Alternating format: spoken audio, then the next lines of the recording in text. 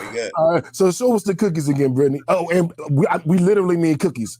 Y'all don't try to cancel me like Diddy. I literally mean chocolate chip cookies.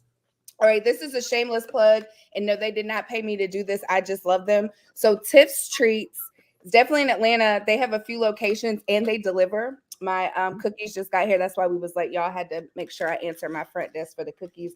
But y'all, I got the chocolate chip ones. Look how they're just like breaking, and oh my god, gooey. so Are they gooey, Brittany?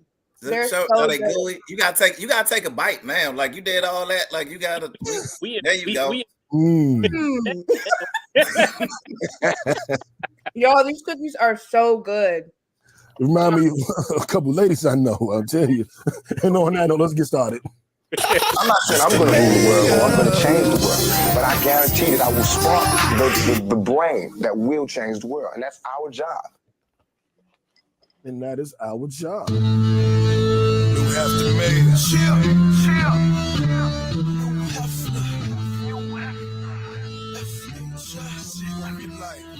What up,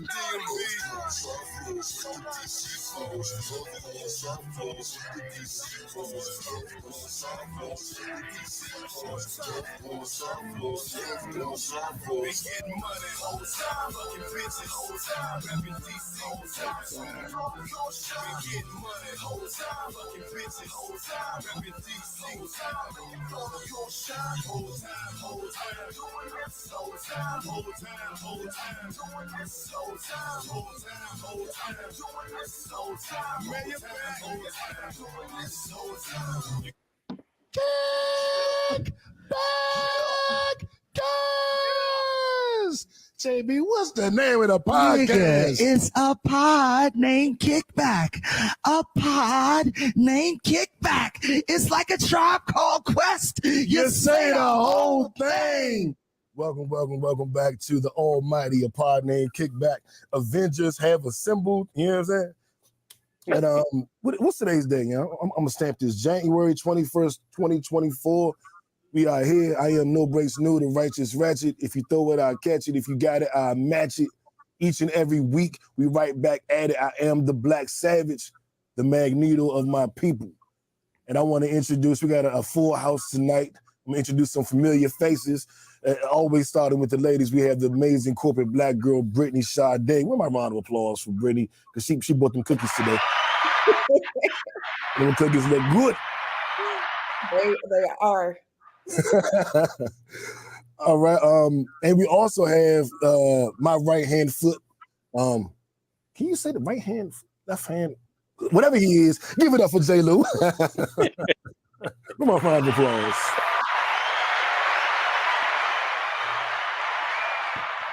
And last but not least, we got my big cuz who has started the Man Up podcast. We got Randy T in the damn building. Hey, question: Do you still call people your big cousin if y'all like in y'all 40s and shit, or do you just say cousin? Do you still say big cousin or big brother? Do you still do that? I'm still your big cousin, man. Right. Don't make me throw you in the bushes like I did our other little cousin to prove it. That's why he's speaking to you now. So I throw people in the bushes. All right. So guys, I think this is gonna be a great show. We're gonna talk about some very important things. Me and J. Lou and Brittany had actually talked about this offline, individually, about me wanting to do more ideas. I wanted to get more into ideas instead of just topics. And I would do that every now and then, but I would make it like a special episode. And instead of doing a special episode, I wanted to make sure every week we got a chance to discuss these ideas. I'm getting a little bit of feedback. Anybody got their volume up? It's a little bit of feedback. But I definitely want to say I'm happy that we're doing this episode. The theme of this episode is Man Up for 2024. And people might go, Man Up? He got Brittany on the show. Yeah, we need a lady around to keep us in check and make sure we manning up and we're hitting those guidelines.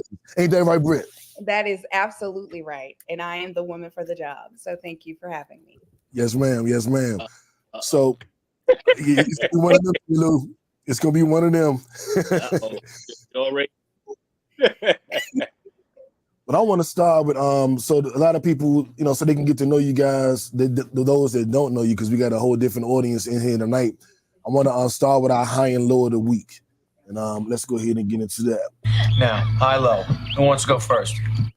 All right. Well, actually, you know what? Before we do the high-low, I want everybody to let's go around and just give the people a little bit of information about you. I feel like I skipped all of that. I introed myself and didn't get y'all to say who you are, where you from, what you do, and how you like your cookies. So, Miss Brittany, sorry, let's start with you. Okay, who I am. I'm Brittany Sade, also known as the Corporate Black Girl. What I do, I'm a trusted financial advisor by day, but I'm also an advocate of self-love. I'm a girl's girl, but also an advocate of financial literacy and financial education. So you'll hear me talk about that a lot. And who I am, because who I am is not what I do. Well, actually, I'm just Brittany Sade. Y'all know me. Y'all know me. I'm not going to keep doing this. I feel like I do an intro every single time. Y'all know who I am. For those of you who are new here, you'll get to know me by the end of this. But yeah, that's just a little bit about me. All right. J. Lou, what it do? J. Lou, who am I? In the corporate world, I'm an insurance analyst. On my own, I've started my own agency, the JWL agency, auto, home, life, business, all that good stuff in Georgia. JWLagency.com to follow me. I'm a father, a son, a brother to a lot of sisters and a lot of cousins who think that I'm their brother. So I try to be in that mid tier. As far as my perspectives, making sure I'm respecting them and also kind of provide feedback on that way. There it is, Randy T. Hey, it's Randy T, Mr. Man Up Monday, man up all day, every day. So what I do, by profession, I am a personal risk advisor like J. Lou, New Breaks. We all in the same thing. Brittany, we all in the same circle. But other than that, like I'm living man up all day, every day, trying to help real men find real manhood because there's been so many false ideologies that so many of us have grown up not knowing what it is to be a man, and generationally, like we search for it and then we suffer for lack of finding it. And that's my lane to help all real men find real manhood. I like it. I need to introduce myself too. I'm new. I do some insurance and shit sometimes. I'm doing a podcast sometimes, and I'm single and I like long walks along the beach. I'm like, not along the beach. A long walk on the beach. Along the beach. Okay. Oh man. And shout out to our sponsors. Shout out Mo's Marvelous Cleaning. If you need to get your home clean, you need to get your house clean, you need to get your job office clean. You had a late night, one night stand, and your wife is coming home in the morning. You need to get rid of the evidence. You all at Mo'sMarvelousCleaning.com. Use code Kickbackers and you get 10% off, man. I'm trying to help you out. And if when you had that one night stand, you needed some extra toys or something to kind of get things right, then go to mysexroom.net, use code Kickbackers, 10% off of everything. Everything. And I haven't said that. High, low. Who want to go first? I tell you what, I go first. High and low of the week. My high was I went to a conference with my insurance agency in Orlando last week, and it was a great feeling. It was exhilarating. It almost felt like you was in some kind of what do you call them? The MLMs, where everybody get you hype and they got the guest speakers and everybody coming through and you guys can do it. It just got me hype. I won a couple dollars doing this event for my achievement throughout the year.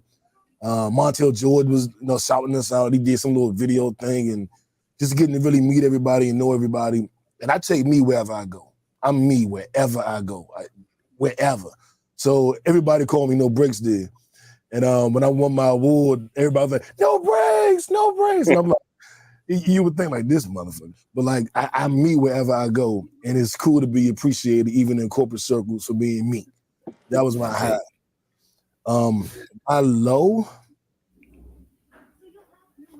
had all that energy, all that hypeness, I came back and did not have the week I wanted. I had a decent week, but when I leave this conference, I'm gonna have my best week ever. And at the end of the week, I was fired up, and I had a decent week. I'm like, damn, I really wanted to knock it out the park that first week. So that was probably my low. Didn't hit the numbers I wanted, but still hit some numbers, still on the board. What about you, Britt? So my low kind of turned into a high. So I'll start with the low. So right after New Year, probably about the second or third, I had water in my floor, and I'm like, what's going on? Long story short, my water heater broke. And like a janky repair from the previous owner, and it was doing like a slow leak thing. Didn't know it, but eventually, like now it's coming through the floor. So called a plumber. I've got home warranty, so I'm like, oh, I've got home warranty, all good, right? So call the plumber. Plumber gets here. He's able to like fix the issue, but I have no water. So no water, thank God for my boo. I had somewhere to go, but called home warranty or whatever, American Home Shield, by the way. And I'm like, okay, they're gonna fix everything. So I spent a whole day. So let's just say that happened like Wednesday, Thursday. Spent all day Friday trying to find a plumber that not only could come out, but could work on condos. A lot of plumbers in Atlanta don't work in high-rise buildings. So I'm like calling American Home Shield, like, hey guys, before you start like connecting me to plumbers, can you guys please make sure they actually work on high rises? So after 6 tries, finally got someone in. Temporary repair. Now we're going into the weekend. Nobody really works on weekends unless an emergency. So Monday comes, going back and forth with home warranty because home warranty sucks, by the way. Okay. They paid for like this much of it because everything else is not covered under the policy. So I would say that you're better off saving, just having money set aside, that money that you would be paying on a home warranty. Just set that money aside and use that as your maintenance fund. I don't feel like home warranties are I no longer feel like they are a good thing because this was my first time having to use it. So finally, I'm like, okay, they call me back. I'm getting my, hot water heater. This was last week, by the way. And they're just like, okay, well, the soonest time we can come is Wednesday. Like, I guess that was like the 11th. Let's just say Wednesday, the 11th. I'm like, oh, so you mean like next Wednesday? They're like, yeah. So we get here Wednesday of this week, and he comes in, he fixes it. I'm like, great. I had a meeting, went ahead, took a meeting from home. I was about to head into the office, go in the bathroom to wash my hands. All of a sudden, I hear a really loud noise and water's like spraying everywhere. So he had to end up coming back to fix it. I will say that the plumbers, JR Plumbing, they were great. They weren't my issue. It was American Home Shield, but he ended up coming back, fixing the issue for me. He actually fixed the sprayer on my sink too. He must have had to like do something with my sink because in between like fixing, I had to leave. Like I wasn't able to be here because of work and meetings and stuff like that. But shout out to JR Plumbing who got me together. And I say that like, obviously that was my low because now I have to figure out how to fix my floors, do, remediation to like walls and stuff because they had to come in and dry out everything. But then on Saturday, this past Saturday, hashtag lunchbag ATL, shout out to the chapter. We feed the homeless every third Saturday of the month. And so, as you guys know, Saturday it was freezing outside. And so I was able to really just kind of come into a situation where I had to humble myself because, yes, woe is me. I did not have hot water. Yes, I have to fix things in my condo. But at the end of the day, at least I have shelter. At least I have the ability to fix my hot water heater and now have hot water because there are people out there who are in a much worse situation and they're, not complaining. So it was a moment where it was rough for me, but I also had to understand, like, thank God I had the means to correct everything. I have hot water now. But the saga continues with fixing everything else. So sorry to make a long story long, but that was like my high low of the week. Okay, and that was a lot. Yeah. But yeah, I hope everything goes well with the floor. If any flooring, constructional, wall repair people listening, I got you, Brittany. We talk offline.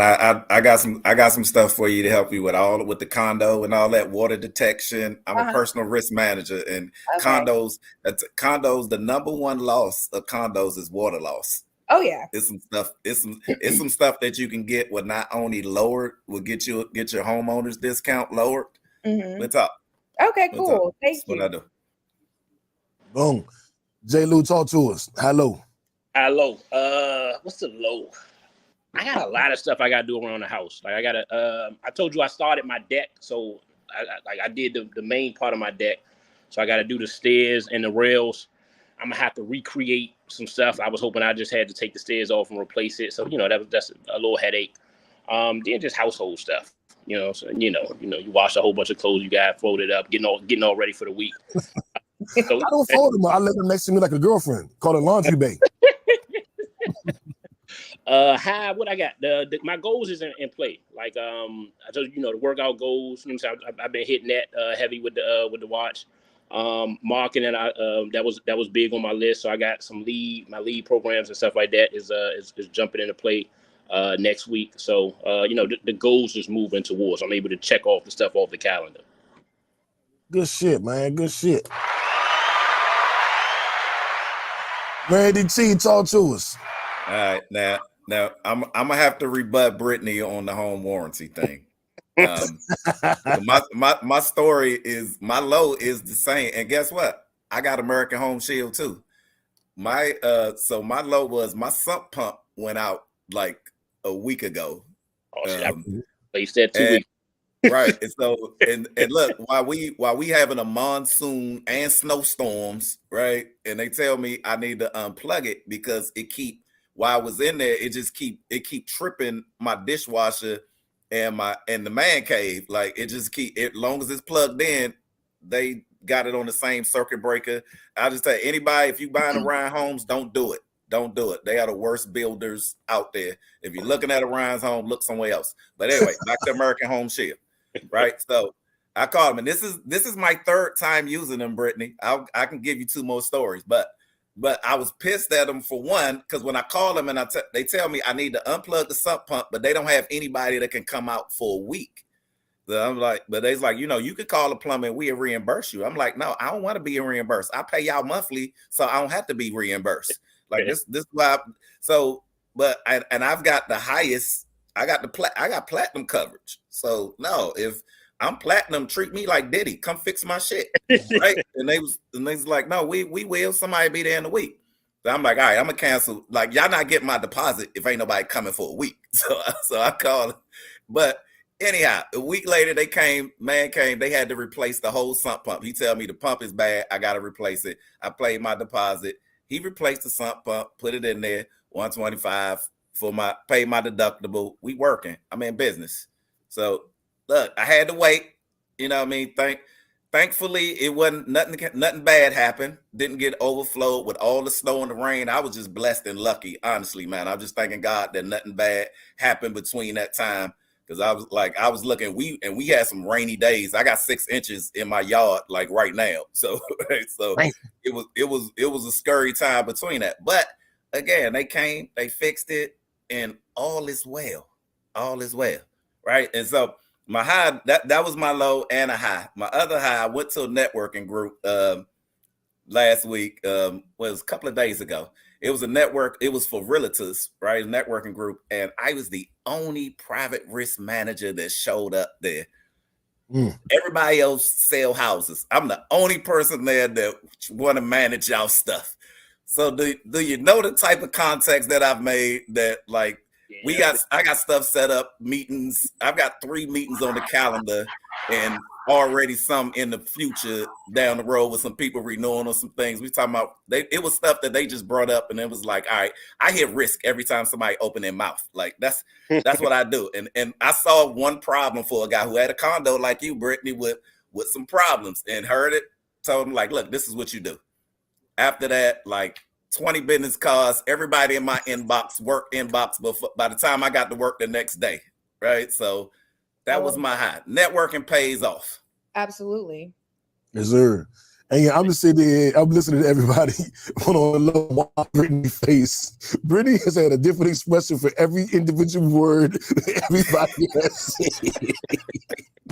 Yo, if y'all not watching on YouTube, you listening on Apple or Spotify, go to the damn YouTube, yeah, when you hear this and listen to the whole high-low segment and watch Brittany face.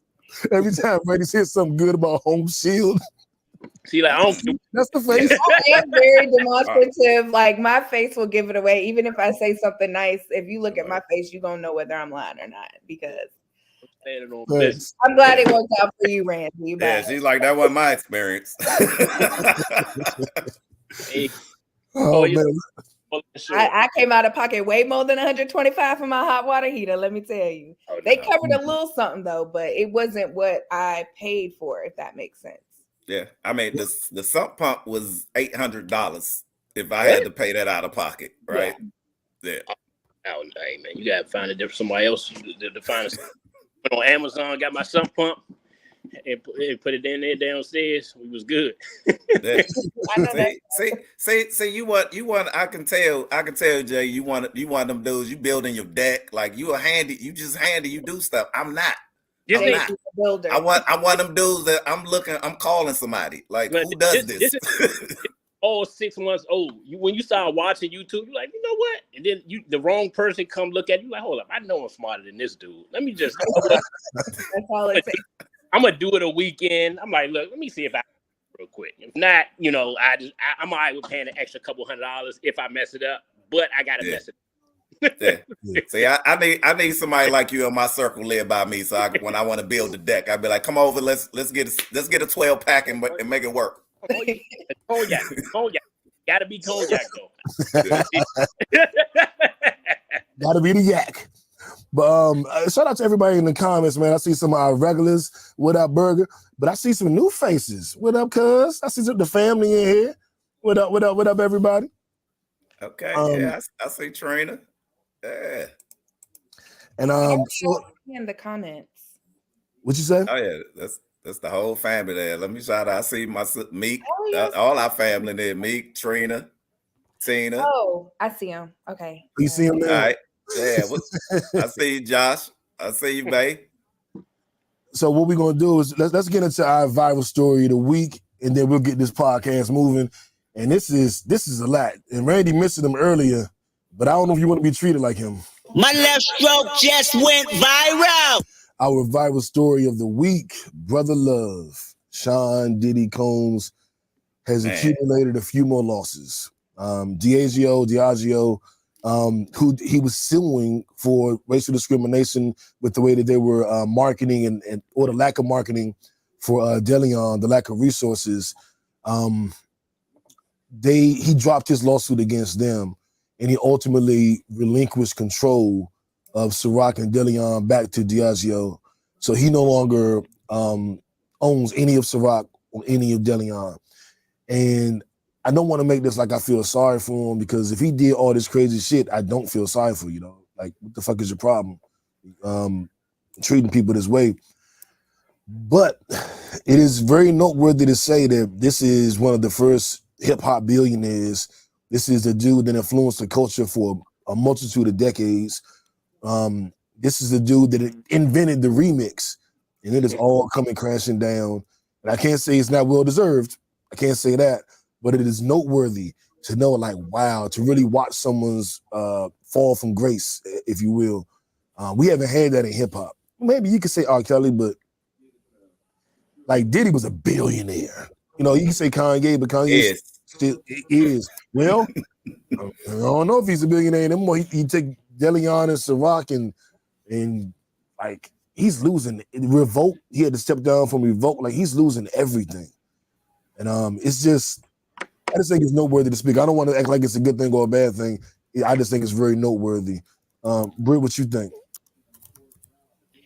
You know, I think that there is a certain point in time where if you're not moving correctly, things will come crashing down. So it's either one or two things, right? Either this is something that's so unfortunate, you know, woe is Diddy, or this is just a consequence of you thinking that you are above our creator and that you can get away with doing things your own way, whatever that may be, you know, because there are stipulations, there are things that have come out that we have proof about. You know, I'm one of those people that I'm like, if I don't know the full facts, I don't want to necessarily make a statement. But I will say that there are consequences for your actions, whether it be immediate or years down the line. And so there is a possibility that Diddy is getting what he deserves. And that's just how it shall be. Nobody is above it. Nobody's above their karma. So, ooh, I like that. Nobody, let's type that in and get that on the screen. Nobody. Yeah, tweet that. Tweet above that. their karma. What's this hyphen? Brittany. Oh, look. Well, while you typing, I'm gonna go ahead and jump in on this one. Yeah. Then. Hey, so I'm where I'm at with that, like with Diddy and us and New, you know, from the DMV, right? Like Diddy, we remember back when he was throwing parties at Howard, and he used to. And so he did dirty stuff from the beginning. He used to oversell all the parties at Howard University every year, and it's 300 people out there that can't get in, but they bought tickets, right? And I have a motto that the bill always comes due. It don't whatever you it's whatever you do. If you planting wrong, the bill is gonna come due one of the day. Now, where I'm conflicted at, that I feel like they always want to destroy our heroes, right? Like they did it with Bill Cosby, they did it with R. Kelly, like, but what? So, and we got all these documentaries out, like, you know, surviving R. Kelly. Like, when we gonna talk about surviving the Catholic Church or surviving the Boy Scouts? Like, you know, like all of this stuff. And I feel like everybody who's cemented, like who means something, like in our culture, that have made a difference. And, you know, it's unfortunate that his bill catching up with him, but at the same time, it's always an agenda to take down our heroes, right? Now, he made it easy for him doing the stuff that he did, right? Doing the stuff that he did, but still, why is it not a focus on, like, we hear the Vatican all the time, like somebody get molested in the Catholic Church, they send him back to the Vatican and he still got a job. We just, like, he's still a bishop. You know what I mean? He still has his position. He just can't be in the church no more. Still got his salary. Ain't going to jail because the Vatican is their own country, right? Like, they rule themselves. But we don't talk about that, right? We just talk about, like, what Diddy doing. And again, I'm with Brittany. Like, if he did it, the bill come due. You got to pay, right? You got to pay. And 50 been spraying him for a while, right? like 50 been saying that this was coming for a minute, and 50, like, but now 50 even, like, he don't even want to drop the stuff that he knows, right? Because he see that now it's an agenda. Yeah, he did some stuff wrong, but, like, just don't be part of the agenda. That's all I gotta say, right? Like, support. I'm gonna support you if you right. I'm not with you if you wrong, but I'm not with the agenda, because it's always an agenda to take down good black men and our black heroes. They did it with Bill Cosby, and then it's not gonna stop. Like, make them have the same accountability that they make us have. That's what I'm saying. So black people don't be the Me Too. Like, yeah, if they do it, they gonna Me Too it. We don't have to Me Too it. Yeah, and getting one person Harvey Weinstein does not equate to everybody they've taken down. And I'm not saying anybody should get a pass. I'm just saying it should be equal treatment. You know what I'm saying? They'll throw Harvey Weinstein. Well, they got Harvey Weinstein. That's one motherfucker. One. J. Lou. Yeah, I'm gonna be honest. I don't really care about the Catholic Church or Harvey Weinstein. I personally care about my people. In this perspective, because I think, unfortunately, what we do sometimes is we glorify celebrity. So I think this could be a sign for us to kind of look at who we put on the pedestal, and more importantly, why we put them on the pedestal. Like the names you mentioned, if we look at their lives, they probably didn't deserve to be on a pedestal. So we got a lot of great men, like great men, every day to get up and do it the right way. So why, why we put a celebrity on, up on a pedestal with how they live and how we know they've lived for 20, 30, 40 years, it's embarrassing. And I think sometimes what we got to do is we got to look in the mirror and say, hey, why do we have them up there, and why they shouldn't be up there? And I think when we do that, we'll compartmentalize it the right way. Like, I don't give a fuck what happened to him. So, like that's where I'm at. I understand about, I want the same way Tyrone to be judged. I want Jeffrey to be judged. But whatever that judgment is, I don't care how, you know what I'm saying? That's how they get judged. Like that, you know, that's how I am for it. But yeah, I didn't hold none of them in high esteem. And I think we got to look. We got to start looking at the celebrity and how in our community sometimes we put celebrities on too high of a pedestal. We got to look at morals and character, and values instead of value, which sometimes we kind of mess. That's a bar. That's a bar. Yeah, I definitely agree with that part. We definitely idolize or very quick to, make celebrities goals or listen to whatever information they're giving because we think that they somehow know more than what or beyond what they're there to do. And it is simply to entertain. But I also feel like a lot of times, like when we talk about the downfall of people or how they lose power, a lot of what gets taken away from people is what they hold most value on. A lot of people talked about Diddy's influence and his power and how he had that money. And now you're seeing that influence and that power as well as the money, because within the losing the power, you now having to make agreements, settlements, etc. He's kind of losing everything that he used to do what he was allegedly doing. And so it's just interesting to see that, the same way that you will rise, you will also fall. Oh, y'all got some bars today. God damn. I don't even have to say nothing. I'm gonna say church. Preach. And this is I'm really excited about this conversation that we're about to have. I don't even have a drop for this. Let me see if I can find it. If I can impromptu a drop. Let me see if I can make something up on the spot. What is this? You having an unnatural allegiance to losers is not like you. It's not like you. And we're going to talk to a lot of our men out here because it's not like you having this unnatural allegiance to losers or to losing. And as we get into our kickback conversation, when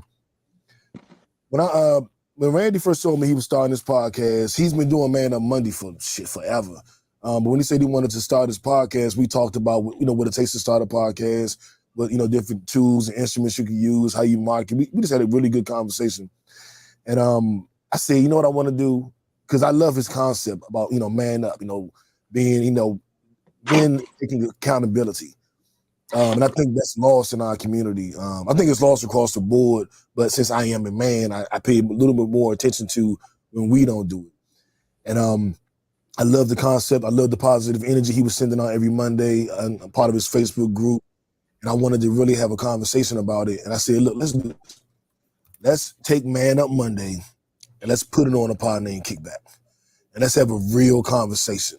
And I was like, J. Lou gonna be right there. I know he with it, you know what I'm saying? Because we have these conversations just in private. Me and J. Lou push each other, motivate each other, whether it's taking vitamins and minerals, going to the gym, hitting the sales floor, making money, having the right woman on your arm. We have these conversations damn near daily. I'm like, J. Lou with it.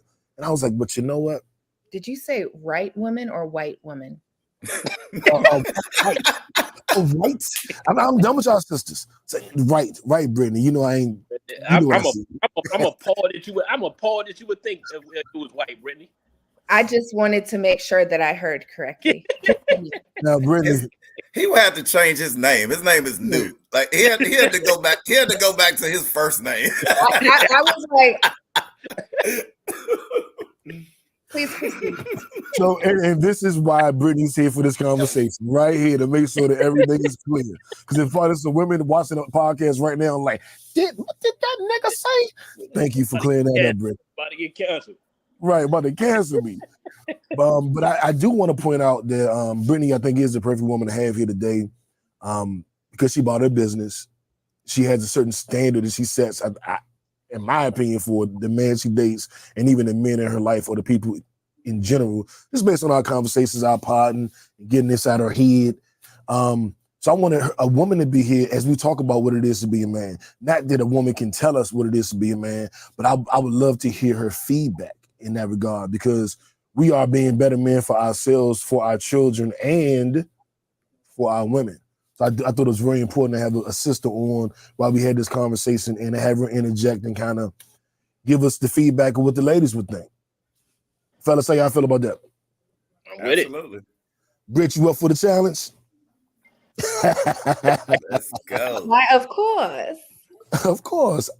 All right, so in this Kickback conversation, our first installment of the Kickback conversation live on the Pod Name Kickback, which is going to be the think piece of the week. We're going to talk about manning up in 2024, what that means, what that looks like. I would love for people watching this that are like, all right, it's 2024, new year. I want to make sure I'm manning up and I'm doing what I got to do, but I don't know what that looks like though. Should I go to the gym? Like, am I trying to make more money? Am I getting girls? Like, what does it look like? And I think the best way to describe what it looks like is to talk about some things that it doesn't look like. And what it doesn't look like, I think that Randy said this to me the other day, and I was thinking about it, and I was like, how do I want to attack this? And I was like, well, what you think? You know what I'm saying? This is your baby. Like, how do you think we should attack it? And he wanted to bring up seeking validation. And I had a billion thoughts about that. But Randy, I'm gonna turn it over to you because I love the way that you kind of explained the angle you wanted to hit with the seeking of validation. And I know this is like an alley. You'd be like, wait a minute, you didn't tell me you were passing me the ball. But I want to get the ball in your court as we start with seeking validation. I thought that was very important the way you explained it to me. Right. And I think it's one of the main issues, especially for men who seeking authentic, true manhood, that we don't realize that the validation that we seeking causes us to have habits that are damaging, that we chase. And like one of them that I'll tell you, it's a saying that we say, but it is a validating statement. We say players gonna play, right? But players are actually dudes who are seeking validation, right? And it took, and we'll get to it. That's why I'm a big proponent of therapy as well. And I'll push that for all, like especially Black men. Like, we need therapy, and where most of the validation comes from. In a lot of us as men, we was raised by a lot of single moms, because it's just unfortunate, and it's been an agenda to remove Black men from the home, right? And that is still perpetuated until today. But because of that, and shout out to all the Black women all the women who are doing it well, single parenting their kids. Like, no shade to you at all. Like, you all are doing great. Like, I support you, I love you, and do what you do. But it was never meant to be that way. And because it's that way, even with everything that they have inside of them, there are some things that they just can't give a man. And then there's some things that they don't have, like, and we missed it, like mom not hugging you. Like, and our parents they've raised us the way their parents raised them. So it's not their fault. And sometimes they just know with the boy, you just be tough, right? You be tough on him and tell him, like, this, be a man, do all this, do all that. But they never hug us. They never tell us that, like, you did a good job. But anytime you mess up, then they jump on it.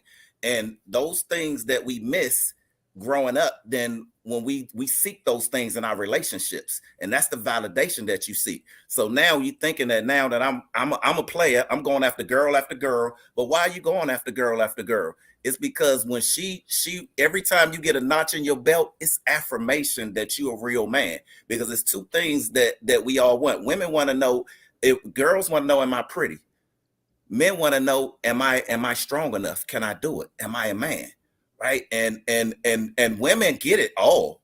Like, I'm just gonna say it. Like, they get it all when they growing up. They got Barbie dolls, they got teacup parties, like they learning how to socialize, how to get these skills where they being affirmed. Then mom would be like, you look good, that's nice. How many times moms dressing up the kids?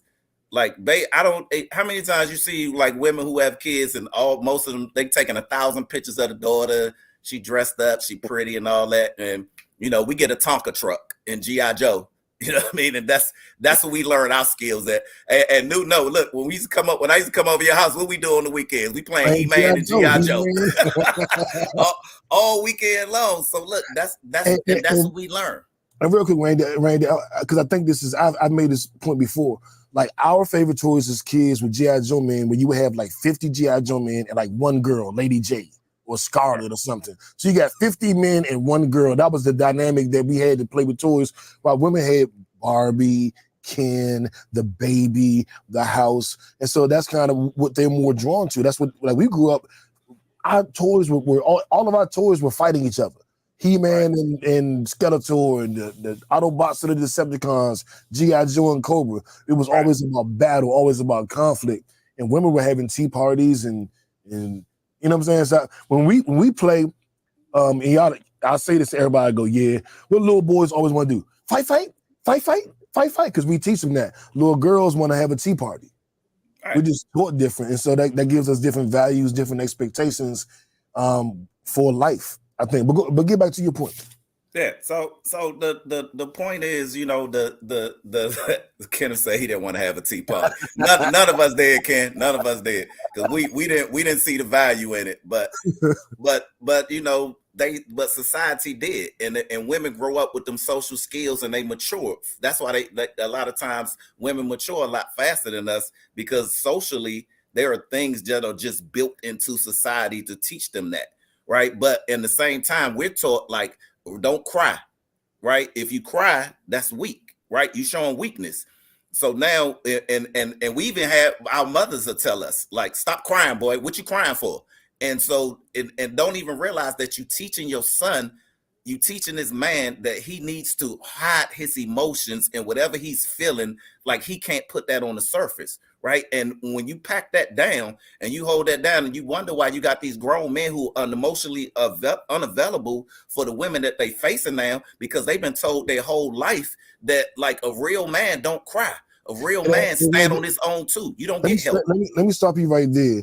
J. Lou, what are your thoughts on that particular concept of, you know, men don't cry, boy don't cry, suck it up, you a boy? I'm torn on it. It was a little bit different. Like I had my father in my life, you know what I'm saying, and you know, he's no longer here, but he taught me, you know, like I think he was a great parent in the fact that he taught me his mistakes, right? And he taught me, you know, maybe what he was lacking. He made sure that I didn't lack. So, like you know, and it was a little different. Like I was outside, so we was playing sports, and we was interacting with kids and things of that nature. So, you know what I'm saying. So I never had that. You know, I never had, you know, those type of issues. I do think now men are understanding more and more the benefits of therapy, and being able to emotionally express yourself. And I think that's a big win. I think, you know, the men and women, we kind of conflicted on that a little bit, trying to find the medium, the medium for that with, you know, how we communicate with one another in different aspects. So, but my personal opinion is on manhood is, I think at this particular juncture, our generation of men is probably the best generation of the black man that there's ever been. Like I see it from a positive light. I think more and more of us are doing therapy. If you look at the statistics, as far as more and more of us are being great parents, and I think a lot of that comes to do with sometimes what makes you a great parent is knowing what you didn't have and making sure you want to give it to those after us. So, like I think this generation, like more and more graduating school, more and more, you know, making more money. So I just feel like this generation of the black man is setting up the future, you know, for much better, you know, so like a much better black community, just based on the work that we've been putting in, us acknowledging those emotional issues, and putting in the work to fix it. And as far as seeking, well, all right, Britt, go ahead. I would say I just agree with that, that more and more men are going to therapy. There are more conversations. I think for me, my only concern is and the same for women, but right now we're talking to men, so I don't want you guys to think anything, but making sure that there's kind of like that thin line between misogyny and like true, genuine manhood.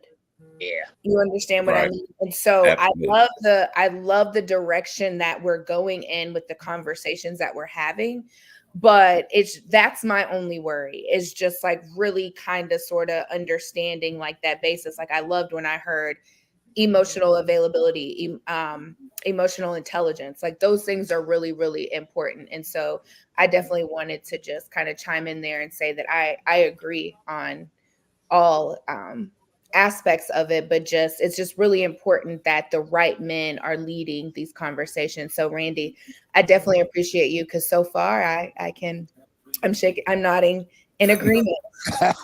So if you're watching on YouTube or Facebook, so you can definitely appreciate the men who really are, you know, being the real positive people and giving the right direction. So Yeah, I remember being younger, as far as validation, seeking validation, getting back to that.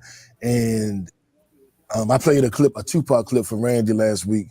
He was That was saying, good. we taught that about older niggas. Like I was literally taught, and I'm not going to do that, but I was literally taught that a lot of my validation as a young man, a lot of my worth was wrapped up in the women that I could get. Yeah. You know, the women that, just to be straight up honest, women that I could fuck. Like the women that like me, that I could get into my bed, that Validated you. validated me and it set me apart from other people. If I could get that girl, then I am this kind of guy and I'm better than everybody else. Like rappers talk about it all the time. Like, I get your girl, I take your girl, like this. And as a teenager, that was like really a part of my identity. Even into my early 20s, a lot of what I valued about myself, a lot of what my self-esteem came from the fact that I take your girl, which is such a it's such some dumbass shit. It's She really wasn't like, mine if you take her. your girl. Well, sometimes I did take the girl, but sometimes it really wasn't like she was willing to be taken. You know what I'm saying? It wasn't like that I do something so amazing. That's like BBD song. I thought it was me. Like she was gonna go with whoever said the right thing at the right time. But I do think that that is a thing. That was a thing for me. A lot of my words came from women. Like my ability to conquer women.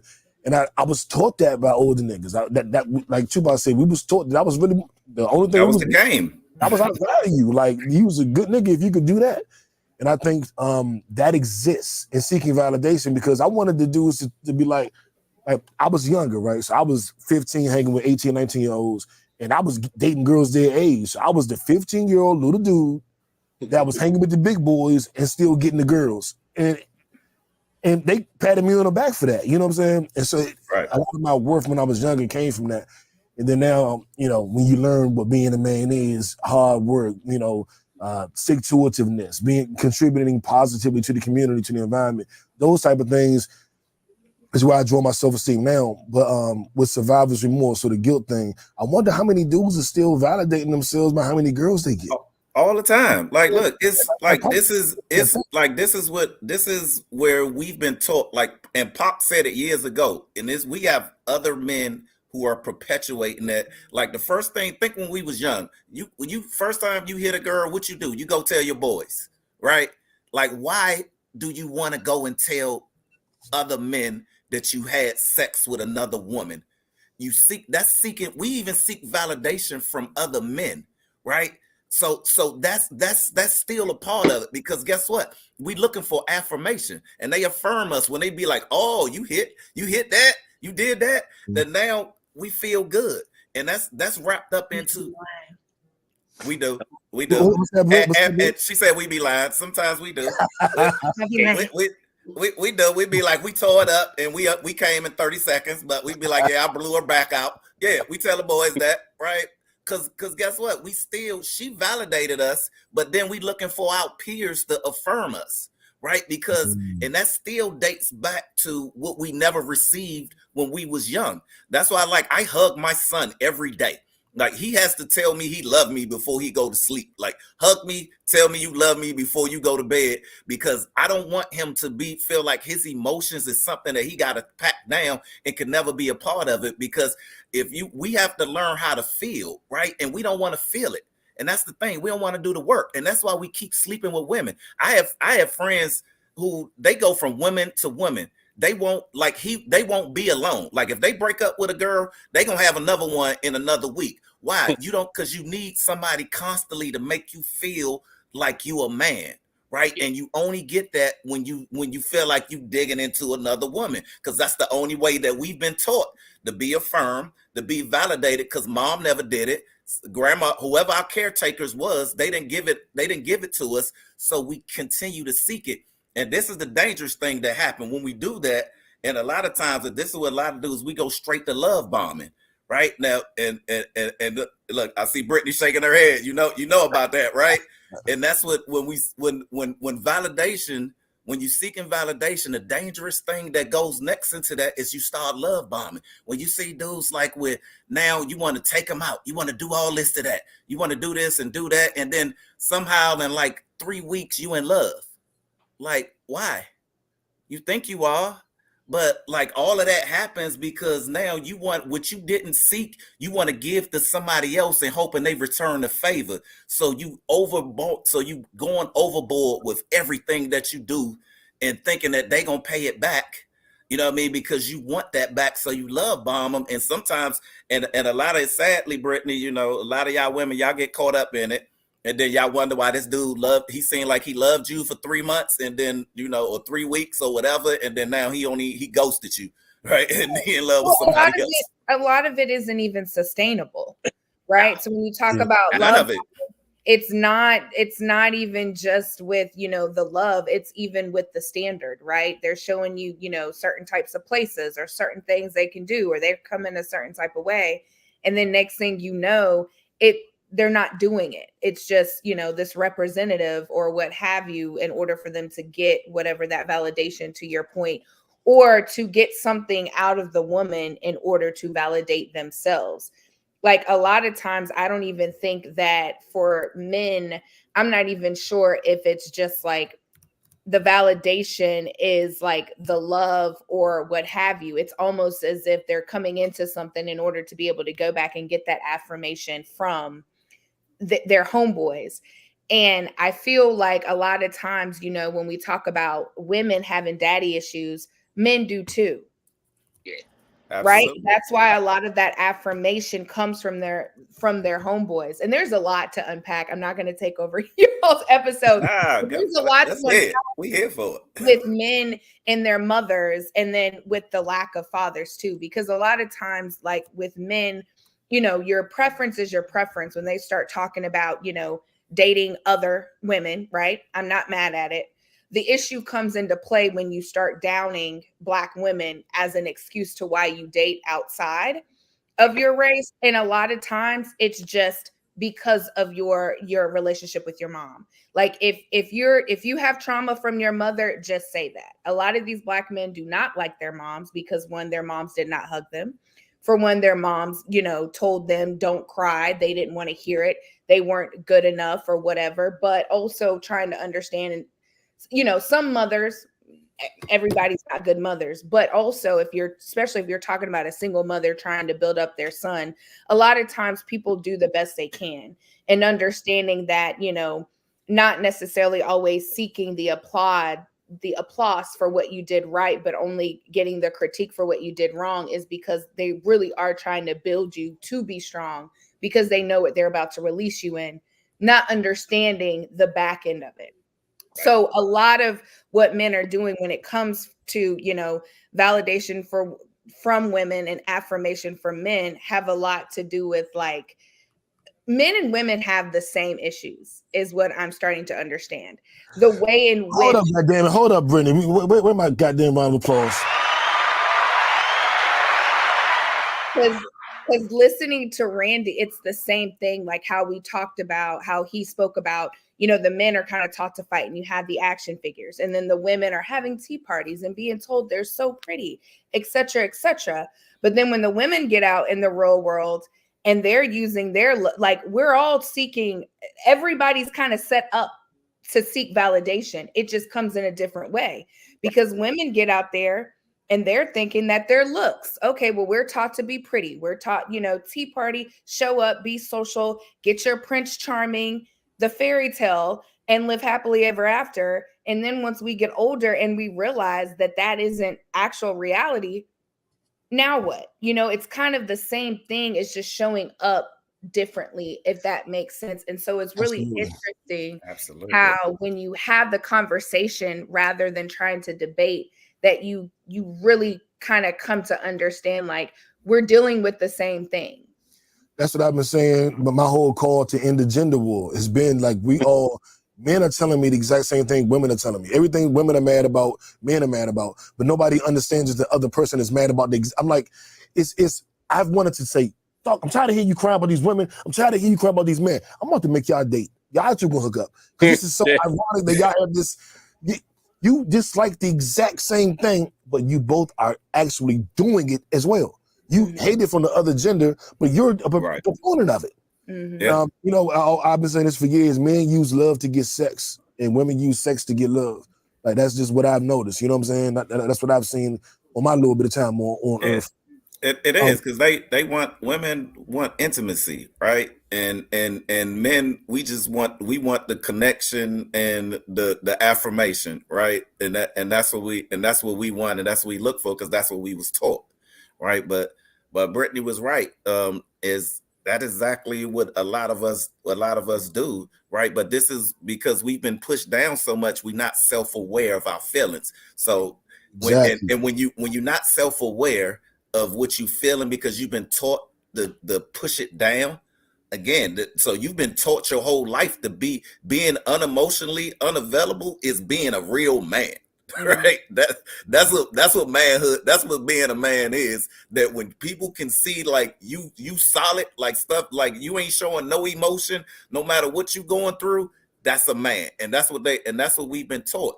But the difference is like, but when you are self-aware, let me say this, like, because when you are self-aware and you do the work and you know what you feeling and you know what you experiencing, then then the love bombing won't happen, right? If you can be in 3 weeks, you could actually be in love with somebody and feel a real connection. And I know for one, it's happened to me, and because I think my ex-wife now. I knew her less than a year, but I knew because I was aware of my feelings of myself and what I felt because I don't push my stuff down. I knew when I felt like I was in, like, this was my love, like I knew it, right? And people thought I was crazy, Brittany, because I didn't know her a year, right? And I married her, but we made it 19 years, right? But so shows that when you self-aware, and you acknowledge what you feel, right? Like if you want to, like, I'll cry in a minute and I don't care. Like I'm probably the biggest crybaby in the family. And I don't, if I want to cry about something, it's gonna come out. And Randy, to that point, it's like when I was talking to Ashanti about how I felt about her, you know what I'm saying? And I was like, it ain't really about knowing you. It's about knowing me. I know me. You know what I'm saying? And so, she chose Nelly, whatever. We're gonna let that go. Right. But it was never about how well I know her. It's about how well I know me. You know what I'm saying? Exactly. And I was raised by women. Shout out to Stephanie Ann. Shout out to Andres. And I was an emotional dude. Like I was a passionate dude. I never had to.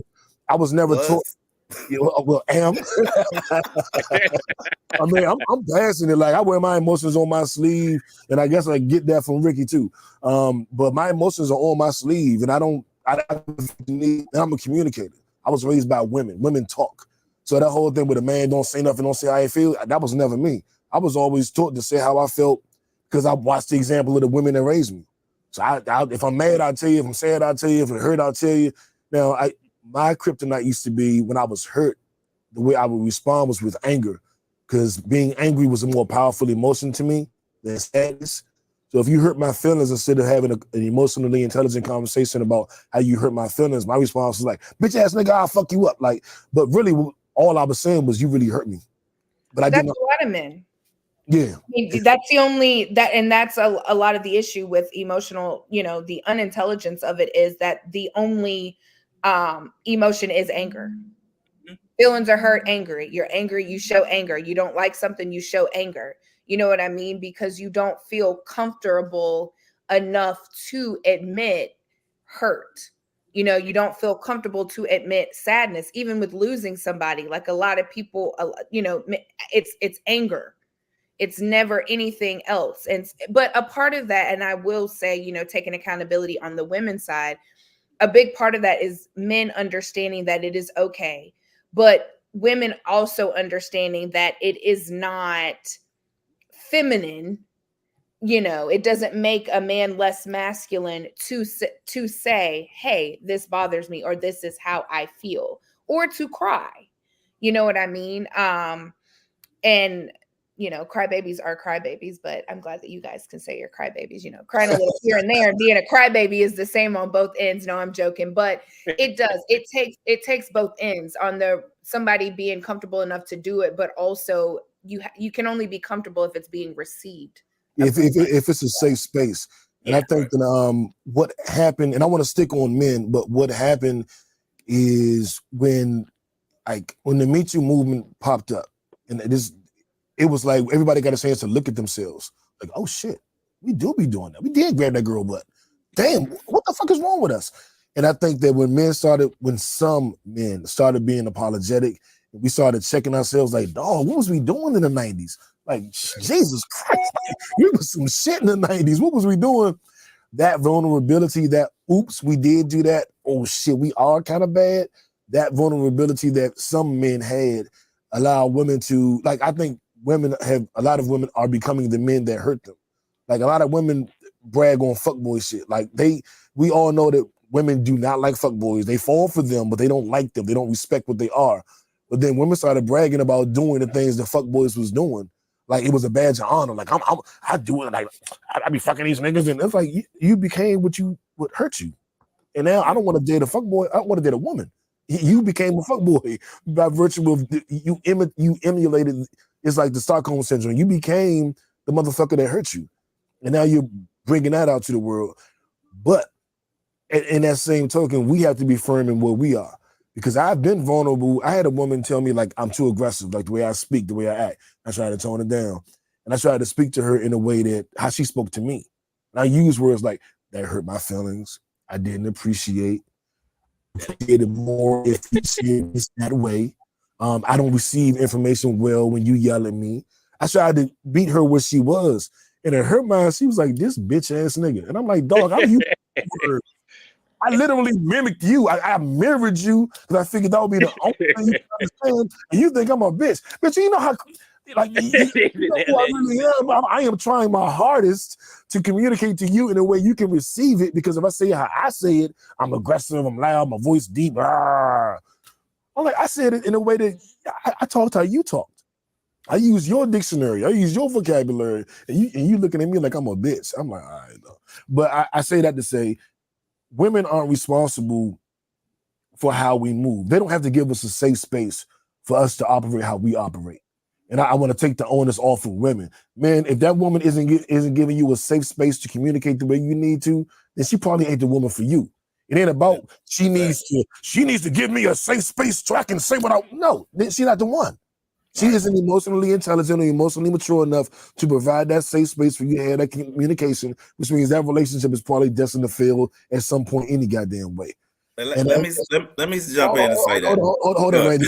We gotta wrap this portion of the podcast up, because Randy's trying to go to No, let me finish on this one. We'll move on. No.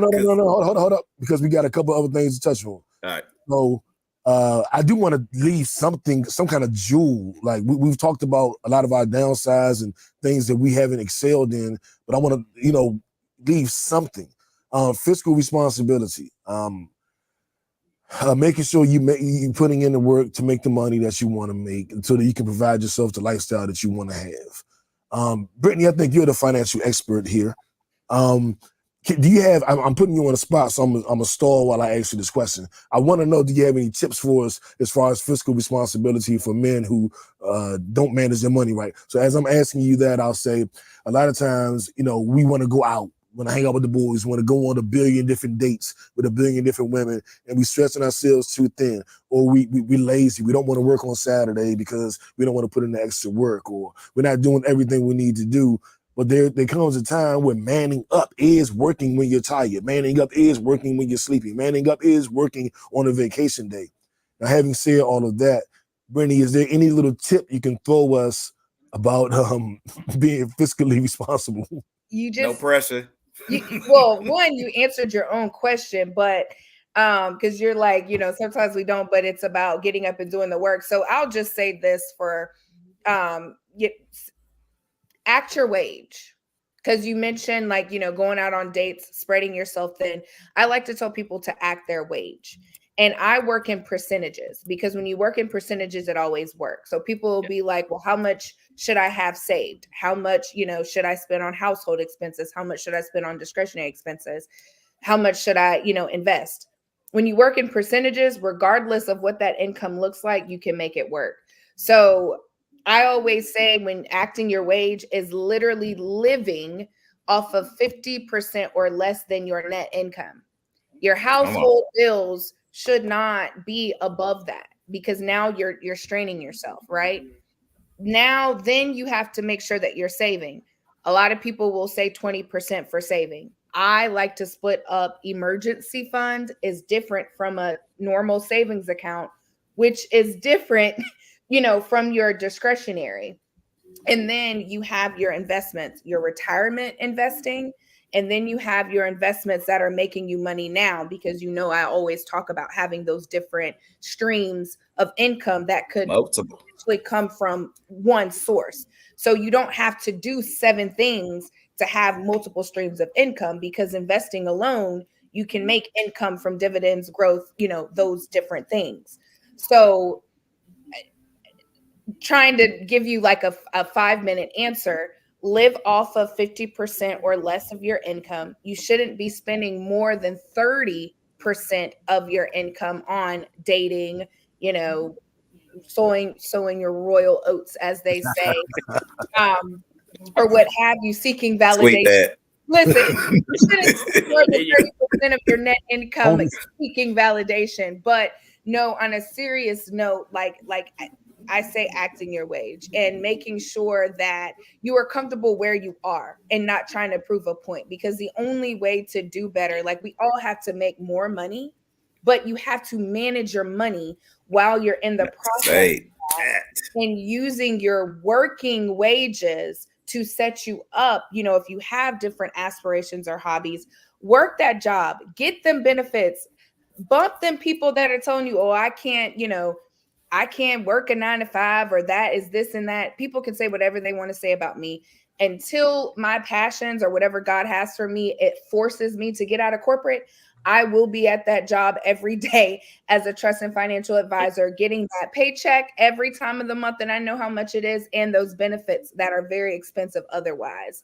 So I think that people just have to be comfortable where they are and understand that managing money is just as important as making money, because I don't care how much money you make. Tweet If that. spending more than what you are making, you are still broke. Look at your favorite people, like literally Google your favorite entertainers, athletes, what have you, because they've probably been on my books before. These people are very popular, but they do not have a large net worth. They're making millions, but they're spending it.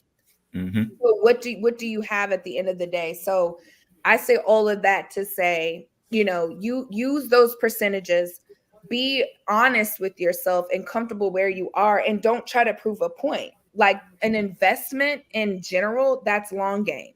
Anything else is gambling. So yeah, and act your wage. Actual ways, That is- heard it from the corporate black Love it. girl. Now, spirituality.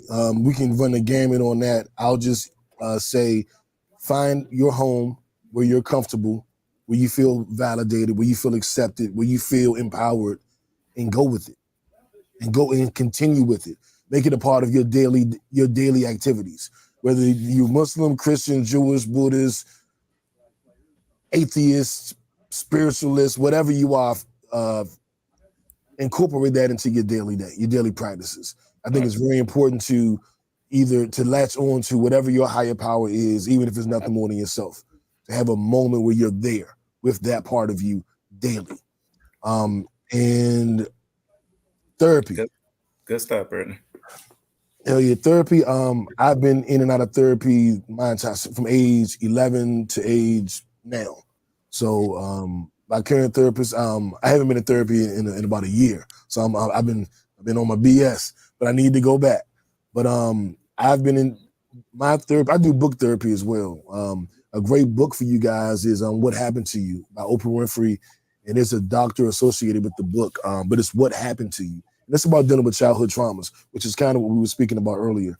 But I do actual therapy and I do book therapy. I've almost fixed my damn anxiety, my anger anxiety, through books. I know that sounds crazy, but No, don't. No, don't. No, don't. No, don't. So I would encourage you to my library is deep. yeah, you should read the book on grief that I need to get through with all this damn shit that's happened in 2023. But I will say, I think therapy is very important. You have to unpack some of this shit. You have to get through these childhood traumas. It is imperative. I don't know that I would date a woman that never had therapy, that never had a session.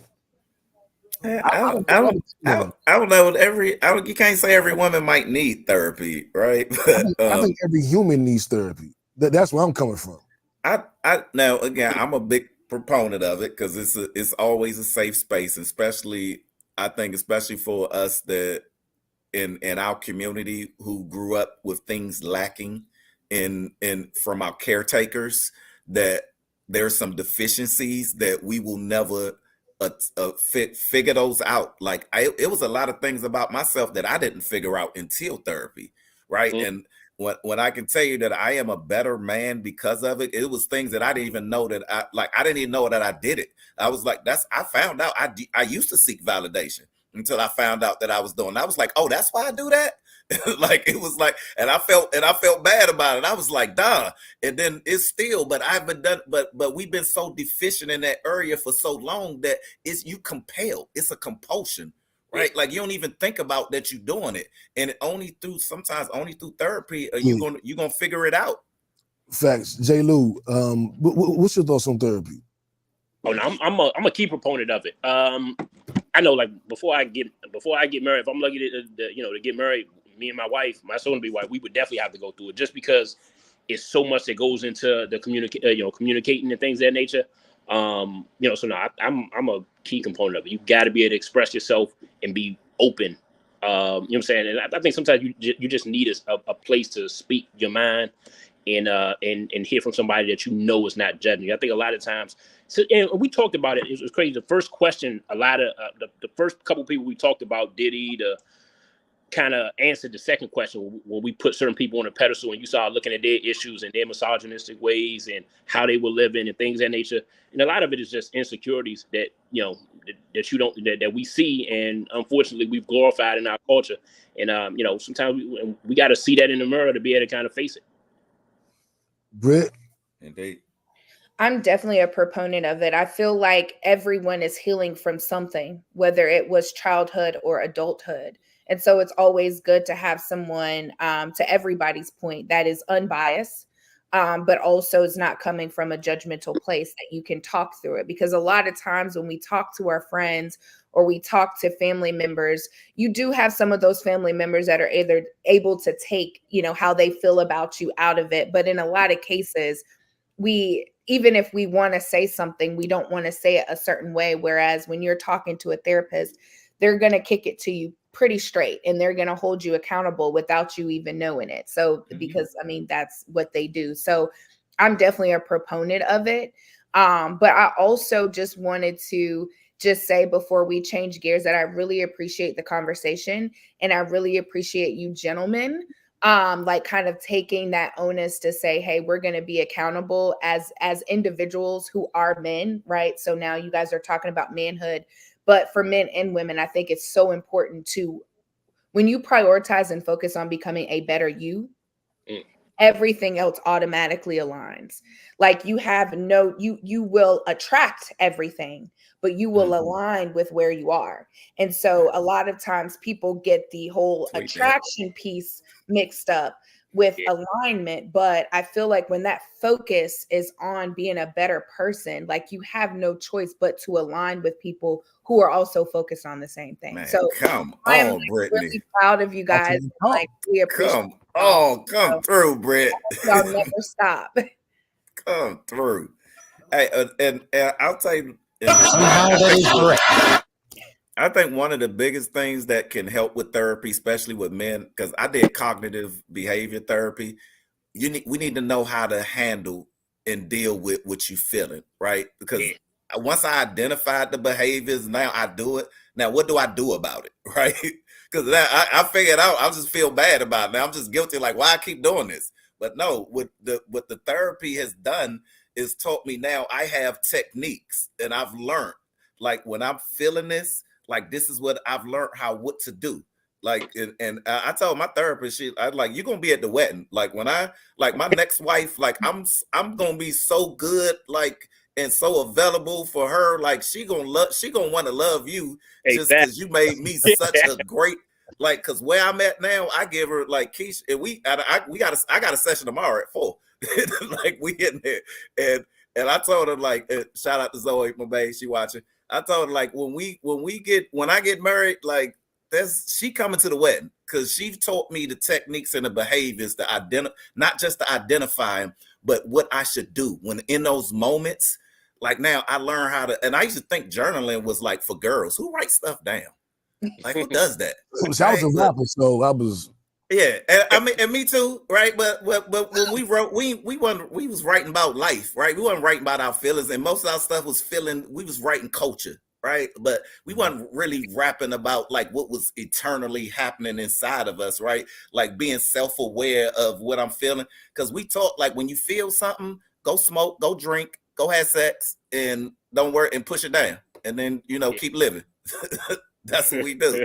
That's a man. That's what real men do, right? Yeah. I will say, I think I love that we're talking about therapy. I love that people are hearing this. Oh shit. Okay, yeah, okay, cool. And because I had muted myself when I was coughing. I was like, am I still on mute? I don't know what I'm talking. But and this is more of what I want to do on the podcast. Partner and Kickback. We do, normally do the biggest stories of the week. We try to, pop culture, politics, music, sex, and sports. And those are my passions, but this is also one of them, really having these real conversations. And this is kind of giving you guys a peek behind the tent of the real conversations that men and women have or should be having. Because if you're not dealing with your own traumas, you're not dealing with where you are, you're not holding yourself accountable, then what are you actually doing? Right. You know what I mean? Like there are people in my life that will hold me accountable to damn near every decision I make. You know what I'm saying? And if you don't have people, I think that's another key component. You need to have people around you that hold you to that standard. You know what I'm saying? Exactly. Your accountability buddy. And if you don't have them, you can tune in every Monday. We will hold you accountable. What you do last week, nigga? What you do week before last? Why you call that girl? You don't even love her. All right. But yeah, so I really love this conversation. I think it was great. Randy, I love what you're doing with Man Up. And I'm glad that we can bring a part of that here. And I want to try to get through the rest of this as rapid fire. Yeah, let's go. Keep y'all all night long. I know Brittany's trying to get the cookies. You know what I'm saying? Say you trying to watch that game. You know what I'm saying? So I'm trying to make sure. I'm watching it. I got it on. I can tell they got it on. Yeah. You can see it. You can see it. I can see it in the poster behind me. You can see the game. I can watch the game on your poster, bet. Right. Mahomes. Okay, yeah. So that's that. Oh, wow. Speaking of accountability, it's the mayor.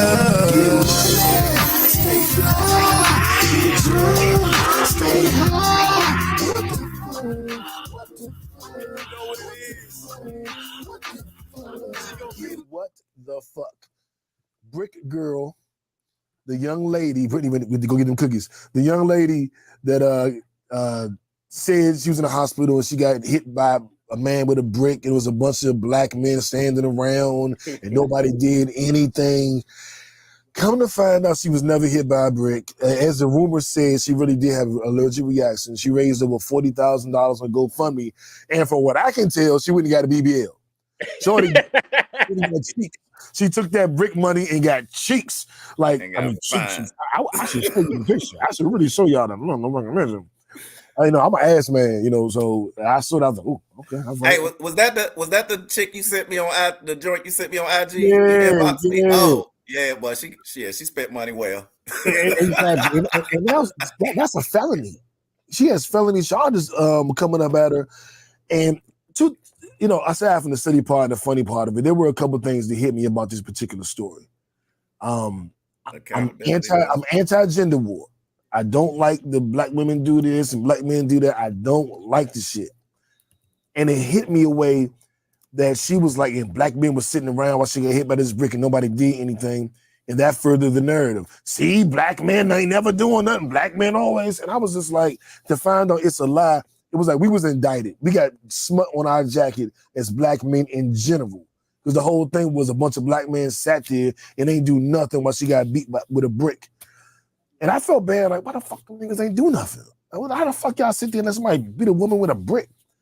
And it didn't even happen. So we took charges. We got smut on our jacket for some story that she just made up and went and bought a BBL. Now, I'm sure black men will benefit from her BBL. I am sure of that, or maybe black women. Already have. Somebody gonna benefit from that BBL. But I just thought it was like, How are dang. we gonna benefit from it if she's going to jail? That's why I said women, because she's gonna be in jail with women. So the Oh. women will benefit from it, I guess.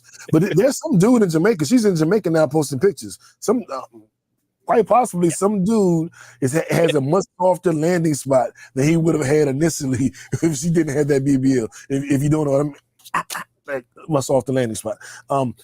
But like this goes against this is why and I hate to say this because I'm anti-gender war, but this is why I believe black women became so toxic, because we just started believing everything. Because it was almost like a rule. You have to believe black women. Okay, hit you with a brick. Goddamn niggas always doing some shit. And it's a lie. It's not even funny to me. Go ahead, Brett. But I'm not saying that's the only situation, but that's just one situation where somebody lied. And, I don't really like how we will do that, right? One situation where it happens to be publicized, where a black woman lied, about being hit and not being supported by black men. Now, women be lying. Like, that's not fair. It doesn't change the fact that, black women do feel like there's still room to be a little bit more protected by black men and vice versa. So I just wanted to kind of put that out there. Like, yeah, I get it. Crazy story. That's messed up. But to take, this one individual, and apparently she had done it. This wasn't the first time she had lied about something like that. So you take a person who lies, and now we're just going to put that on every story that, black women may talk about. Nah, we can't do that. We can't do that. I wasn't suggesting that. I was just thinking the irony of it all. I think what happens, I wasn't doing that. Don't be making them faces on YouTube. Well, no, I think what happens is consequences have to matter for both sides. So I think what happened, with that situation, with the kidnapping situation, that old girl did, like they have to face the same kind of consequences as the dude that really did it, right? So that we can respect sides. Because I got 4 sisters. If my sisters call me and say somebody did it. I got 5. Yeah. So if they say they did it, they did that shit. So that, what I'm saying, that's how I'm moving. But I'm like, you got to have consequences to both sides. I think that's what matters. As long as there's equal consequences, everybody can be believed equally. Indeed, the bill always come due, right? Yeah. But I think now that since we've jumped into this whole Me Too movement thing, which is sad, is that and you know what, Boy George said it a long time ago. He made a song called "Culture of Personality," right? And that song made no sense, right? But if you think about it now, that is exactly what we are. We are a culture of personalities that we are like now that's who get paid. Like they influencers, they are real. They get money to make you want to buy and do things. They influence you on stuff that you might probably don't even want to do.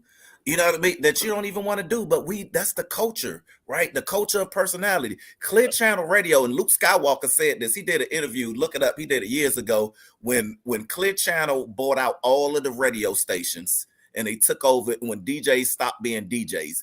That's when music stopped being music. So now DJs used to run music, right? But now when Clear Channel took over, now you got to pay the DJs to get your stuff on. So whoever can pay the most, like how many times you hear a song that you be like, this song is crap, and then you singing it like in 3 weeks. Now you in the car rapping it, like you know what I'm saying? Because they spin it. Sexy Red, right? Because that's your girl.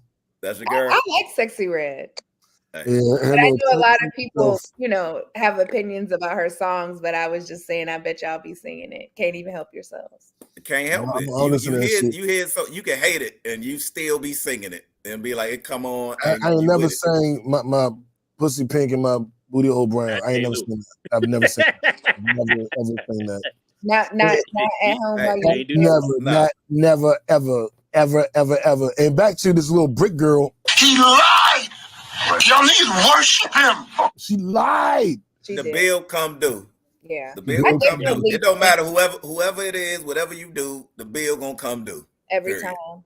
And I definitely think though that there should be consequences for lying, especially as far as someone harming you.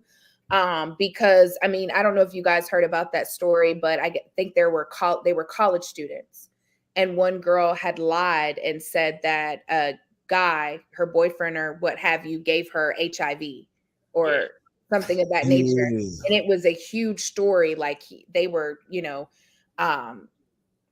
really being like mean to him, threatening his family, et cetera, to the point where he was even about to, like, he had talked about taking his life because the girl had made that statement, and he was like, it's not true.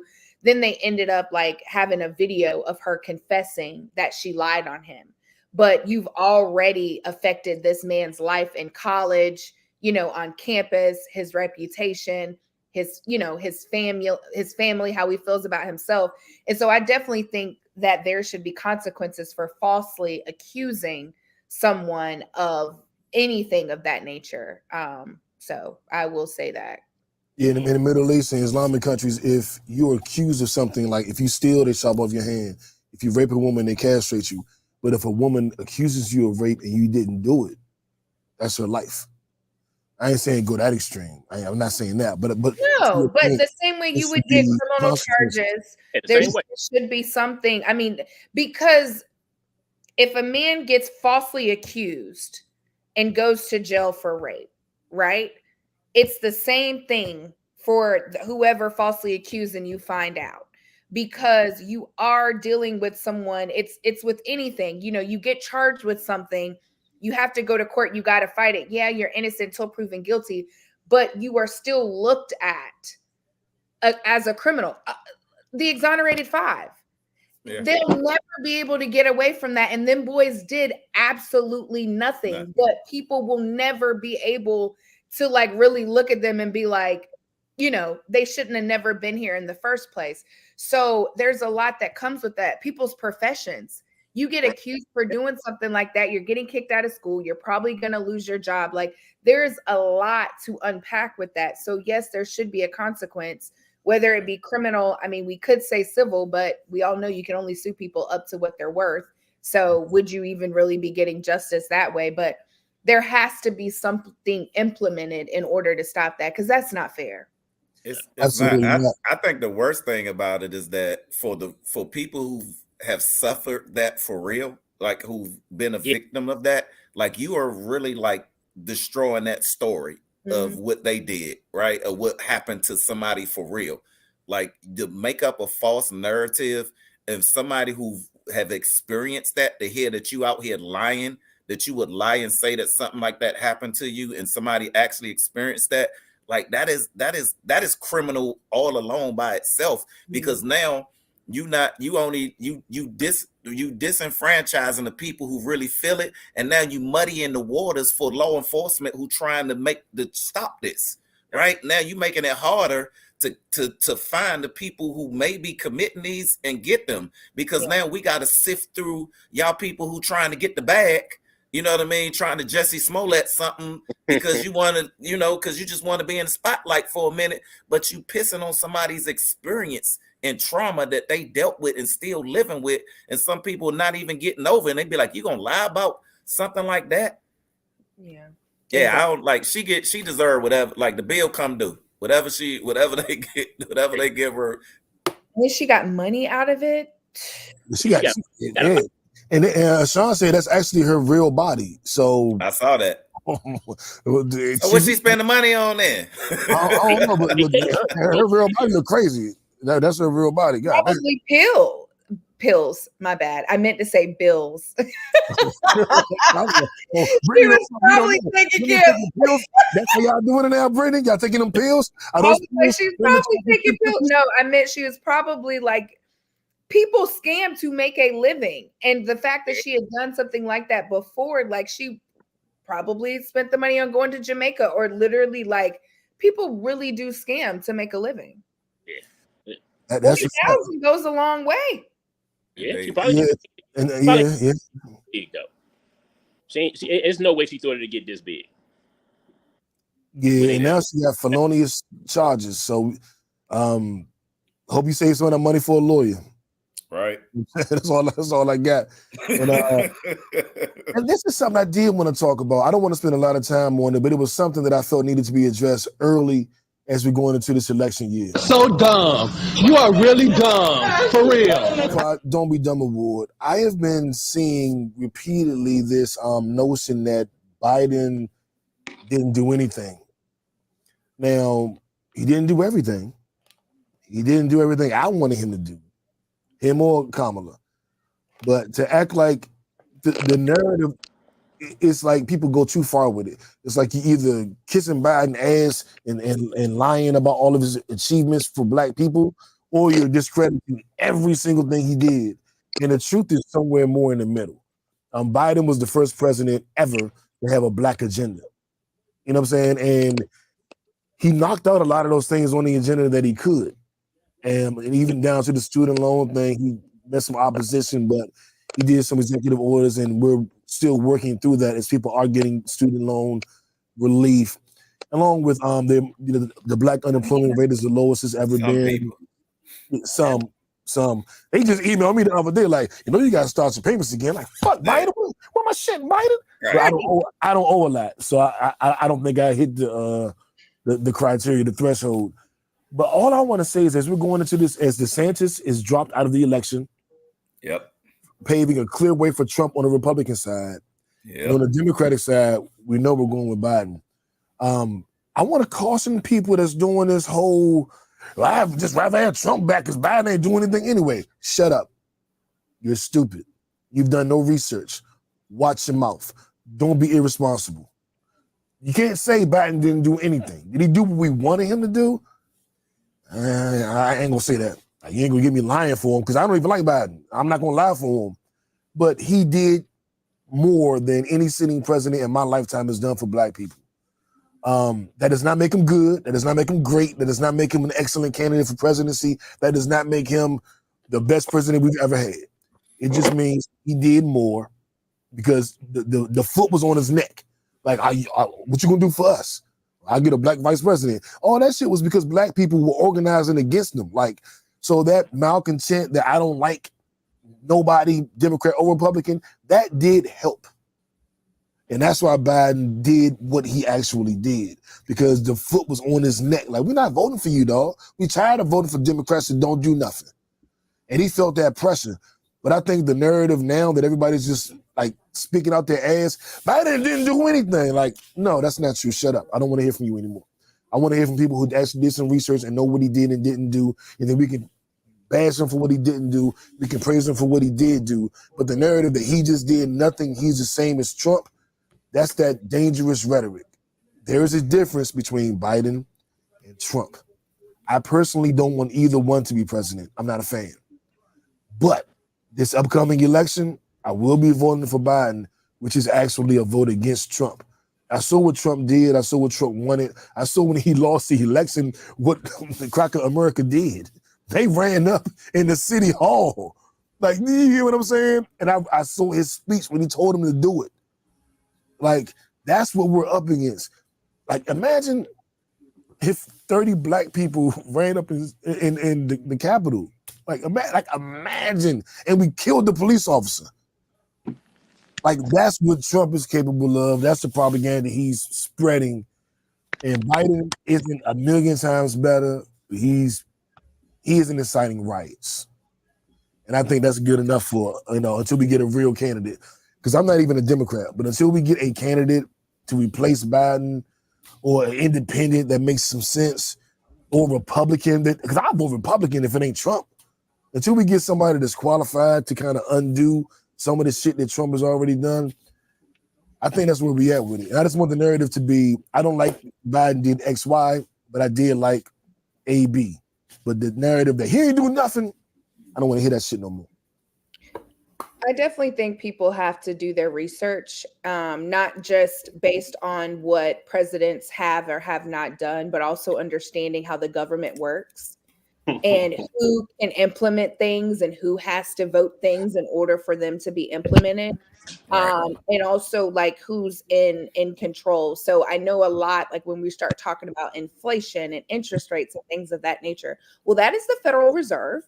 You know what I mean? Like understanding where certain things and decisions come from is very, very important. Yeah. And in a lot of cases, the president is a mouthpiece. Yes. Like,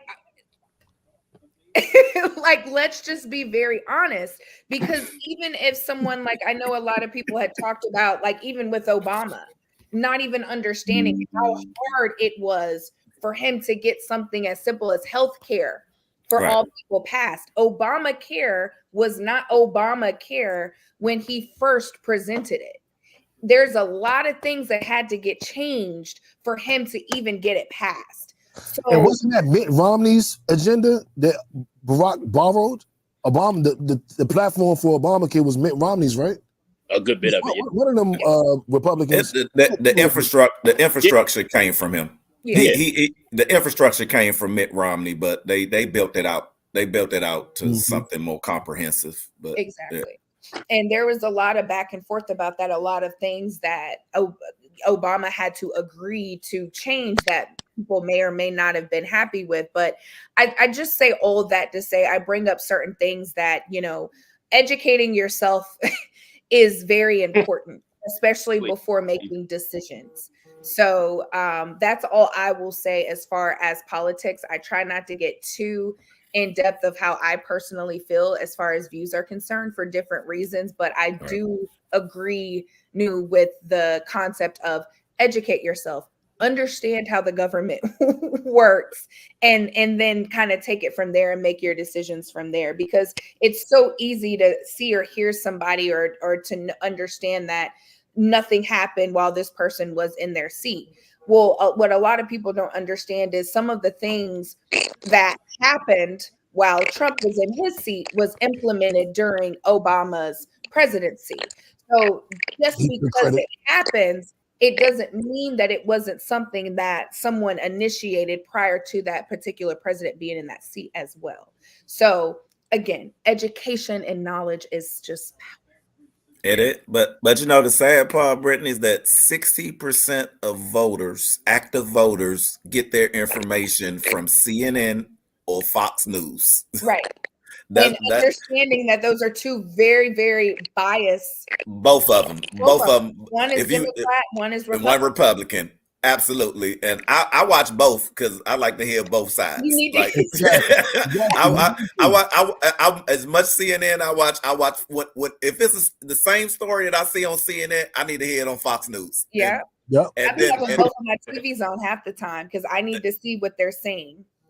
Exactly, but where am I? This is what I feel like with, and I don't want to get into politics either. I'm like Brittany, I want to give my views, but what I feel, and Ice Cube and a lot of other rappers and people put it out there last year that I think the Democrats prostitute our votes every single year. I think they take us for granted, and that they automatically assume that they're going to get our votes. And I'm telling you, Biden did do some things, but it's two things that he didn't do why I'm not going for the smoke and mirrors. He did do some things. I will get that. But for one, the John Lewis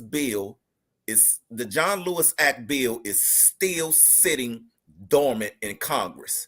Right. And it's been there when John Lewis was alive when he put it up there, and he's been dead. He's gone now, and it's still sitting dormant in Congress. Now, while that was still there, guess what happened? We had a bunch of Asians got beat up in New York for 2 weeks, and then an Asian hate bill got passed on Biden's watch in a week.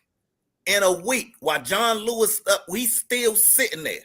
It's still sitting there for voting right acts for us. But some Asians get beat up in for 2 weeks, and we get a whole bill pushed through. Like, to me, like that's inexcusable. Like for me, like you can't ask for my vote, and you can't get that through. Now the other thing, and he got it on the White House bill that they taking credit for what they did, the farmers bill. right? That all this farming stuff that, and you did do that. But guess what? The black farmers are at the bottom of the line who are getting all these funds that you put out, this USDA funds that you got on your page. That's why you, like Brittany said, you got to do your research. That now they putting it on their page like it's a strike, but it's black farmers they come to DC almost every other week. Watch it on Netflix. It's a Netflix show on there now that's showing that the black farmers showing that this bill got passed, but we still at the bottom of when they pass it out. Everybody else get theirs, and then the black farmers get whatever's left. They get whatever's left, but you got it on your page like you did all this just for black farmers. Like I just saw that while we was on here. I just looked it up to see, and I was like, I know black farmers were just in DC protesting before, probably a couple of months ago. Black farmers was down on the Capitol saying how, yeah, you passed this bill, Biden, but we ain't get none of it. But we don't see all that. Right. I think whoever's the president, like I don't have any party affiliation, right? Like I'm not dedicated to any. I'm whoever gonna lead the country in the right direction, stand behind my values and what I believe in, I'm voting for you. Right. And that's the way I'm going. And honestly, Republicans, and we associate them with Trump, but really, if we look at it, they align more with black people values than a lot of Democrats. As Republicans. We started as Republicans back when our values were as that's what we don't know. We started voting. That was a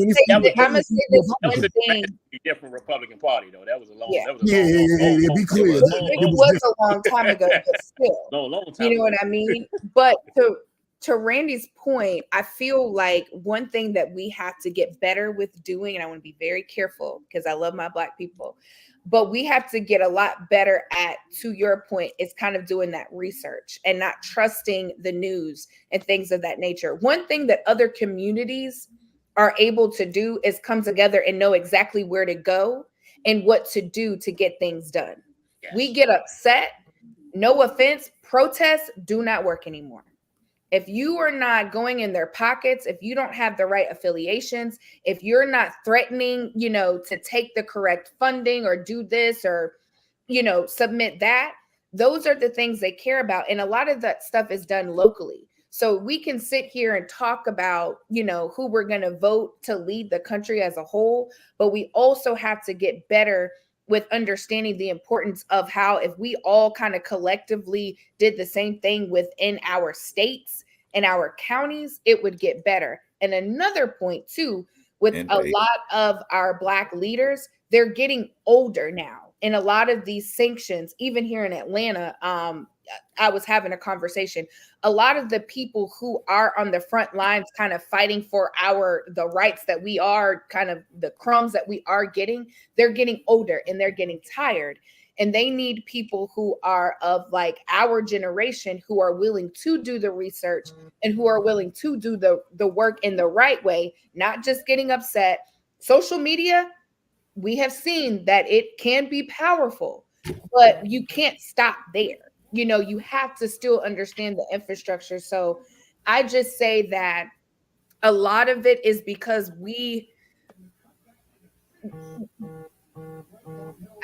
I want to say we need to do a little bit more, but in different capacities as a whole.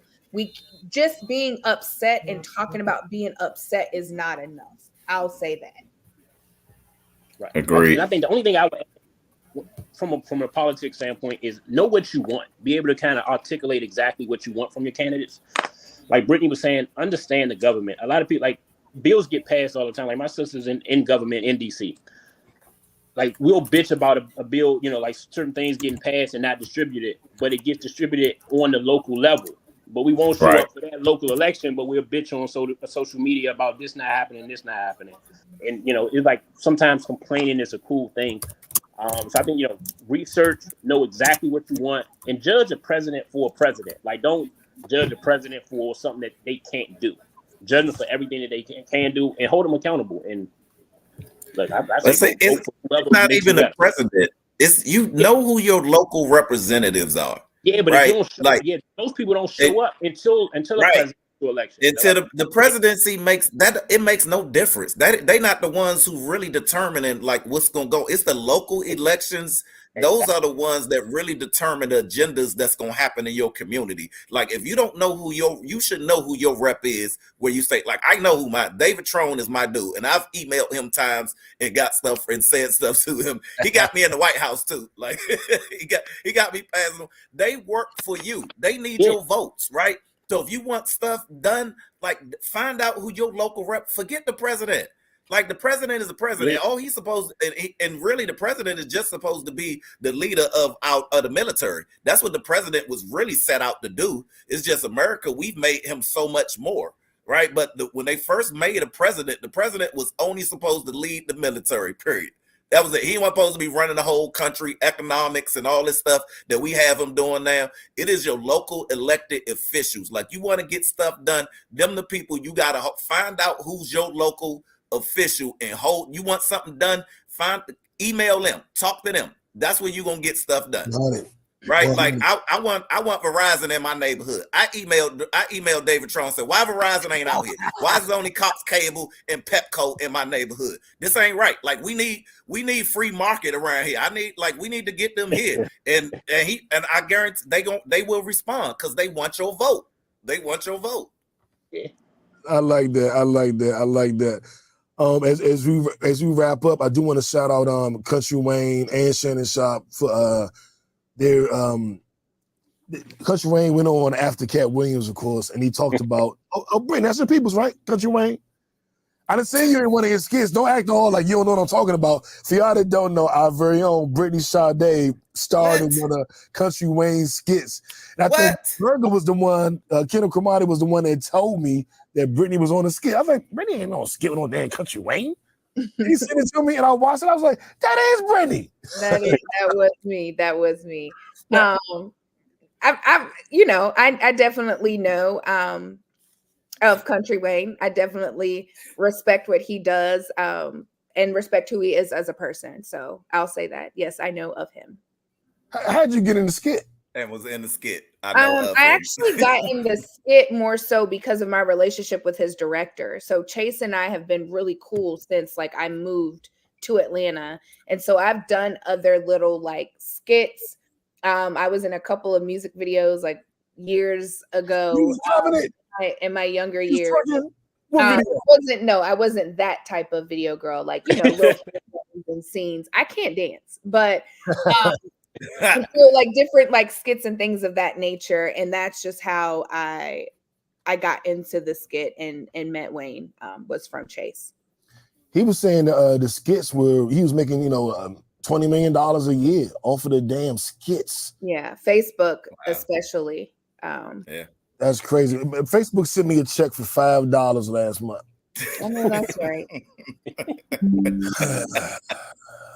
Hey man, look, that's a seed. That's a seed, man. that means God's in your living room, Right. Yeah. They had me shadow banned though, because some of my adult content they was hating on. So I used to get at least a couple. They were hating on, or was it explicit? Man, he used to be in Facebook jail once a month. He was gone. They're holding it against me, God dog it. My little $200 check turned into $2 check, J. Lou. You say what? My little $200 Facebook check, Meta check, turned into a $2 Meta check. I'm like, come on. Man, you the one wanted to go to a different audience, man. I told you. I blame Kiki and Medina Cocktails, and I blame damn Lex and Drea from damn Poor Minds, and Manny from Horrible Decisions. It's all y'all fault. I messed my podcast up coming on here with those shenanigans. But I will say, moving on, I just want to get them Nipsey Hussle Award. I did want to acknowledge that content creators, the money is there. They get it. It's there. So I'm gonna keep doing what I'm doing. Randy, you doing your thing. Britt, J. Lou. Hey, let me say this. They are building communities right now that they bought a bunch of complexes out, and I know a marketing director who told me this. And they hired him, that they're building communities that they only putting influencers in the house. They putting everything, it's gonna be fully furnished. Communities. Like houses. Fully furnished communities. We walk. They bought a lot. They buying up a lot of land, and they making nothing but houses for influencers. That it's gonna have like all, so you can do TikTok videos and stuff. Everything that you need, all your podcasting kits, all of it is gonna be installed in the place. That's in the works, like right now.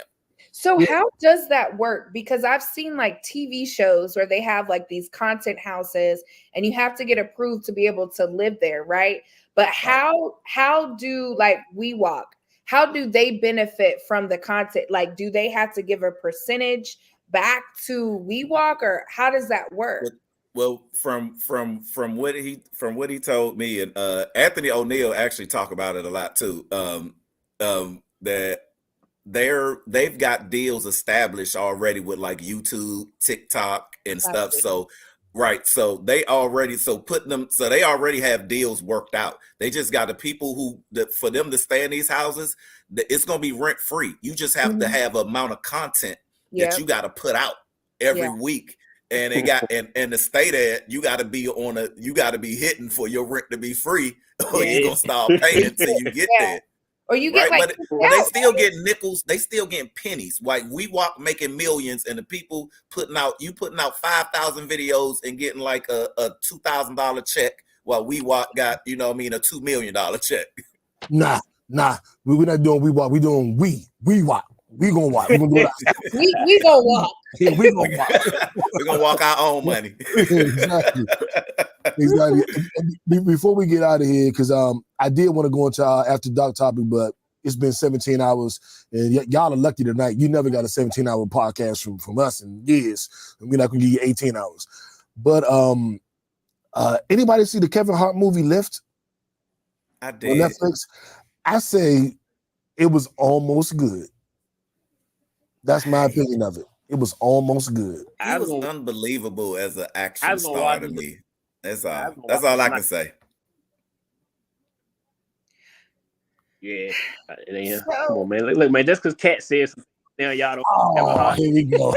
I'm not gonna lie. I like the little like adult Spy Kids / you know what I'm saying? Like I kind of liked the movie. I feel like I was very disappointed in the end. Like I was very disappointed in how it ended. I'm like, I needed it to make a little bit more sense. Yeah, to me, it felt like, you know how they have these great Ocean 11 type movies? Yeah. We're gonna do one like that, Kevin. This is gonna be your Ocean 11, Kevin, and you're gonna be the star. And it's gonna be, this and that. It's gonna have a suspense. It's gonna be on a plane, Kevin. Doesn't that sound crazy? But they dropped the ball. It looked like the overall concept was Didn't it look like the same plane as Soul Plane? Don't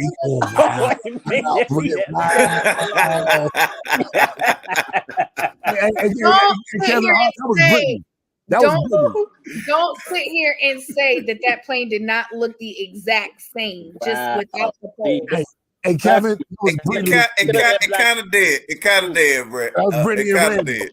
That was not me, Kevin. I said, I liked where it was going. I just wish the storyline, like I wish we had wrapped it up better. Yeah, I enjoyed watching it. Me too, but like I said, I don't understand why people won't stay in that lane. You make comedy. Make me laugh. I don't want to see you being serious. I don't want to see Kevin Hart being an action star. Make me laugh, man. Say it with your chest. That's what I want. If you pull it off, I don't care if you Why? Stay on brand. Stay on brand. I talk about politics, pop culture, music, sex, sports. Yeah. I like diversity, but just do a better job. Yeah. If you have range, I don't mind it. You know what I'm saying? But he didn't. And maybe that was just one of those things where it's like he was going to give it a try. The script wasn't good enough. They dropped the ball on the script. The script was terrible. Like when it's from the first scene when he sat there with old girl, the whole little love story with him and Twino, it made no sense. Like the whole script was weak to me. Yeah, apparently Kevin don't know how to flirt. I was watching his little flirting scenes in a movie. Like, you can be getting pussy. It's because you rich, nigga. I don't know. Look great to me. So he's probably used to making women laugh but in that right. sense, he had to be a little bit more serious. So it just us seeing Kevin, he didn't have enough range for us to believe in that character. That's all that was. Indeed. Because there are comedians who have range, and I'm trying to like think of somebody, but there are actors who have range where it's like, okay, Jamie Foxx is like one of the best exactly. all the time. Okay. I think he's for sure. Shit, think about it. Bill Cosby could handle the kids. He could. I'm not even going there. Wait, what? Yeah, don't do that. Don't do that. No, don't do that. Just cut my mic off. Oh man, and it's sad news. They canceled Rap Shit. Does anybody watch Rap Shit besides me? I watched the first season. I didn't watch season 2. It kind of fell flat at the season finale. I was surprised that they got a season 2. It started off hot, then it kind of went down. That's why I hadn't even watched season 2, because I was like, it didn't interest me enough that I even care how it ended. I liked the show. I liked season 2. I didn't love it, but I've learned with Issa Rae shows, you just got to give it a chance. Like there's going to be a lull at some point. I love the. I'm gonna watch it because I love Issa Rae too. Just for the support, I'm gonna get it's in my watch list just so she'll get the money.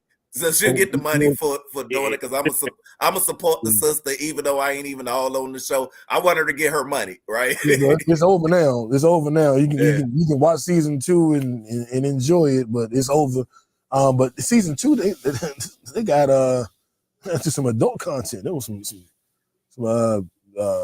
it was some brick girls showing off their bodies in season 2.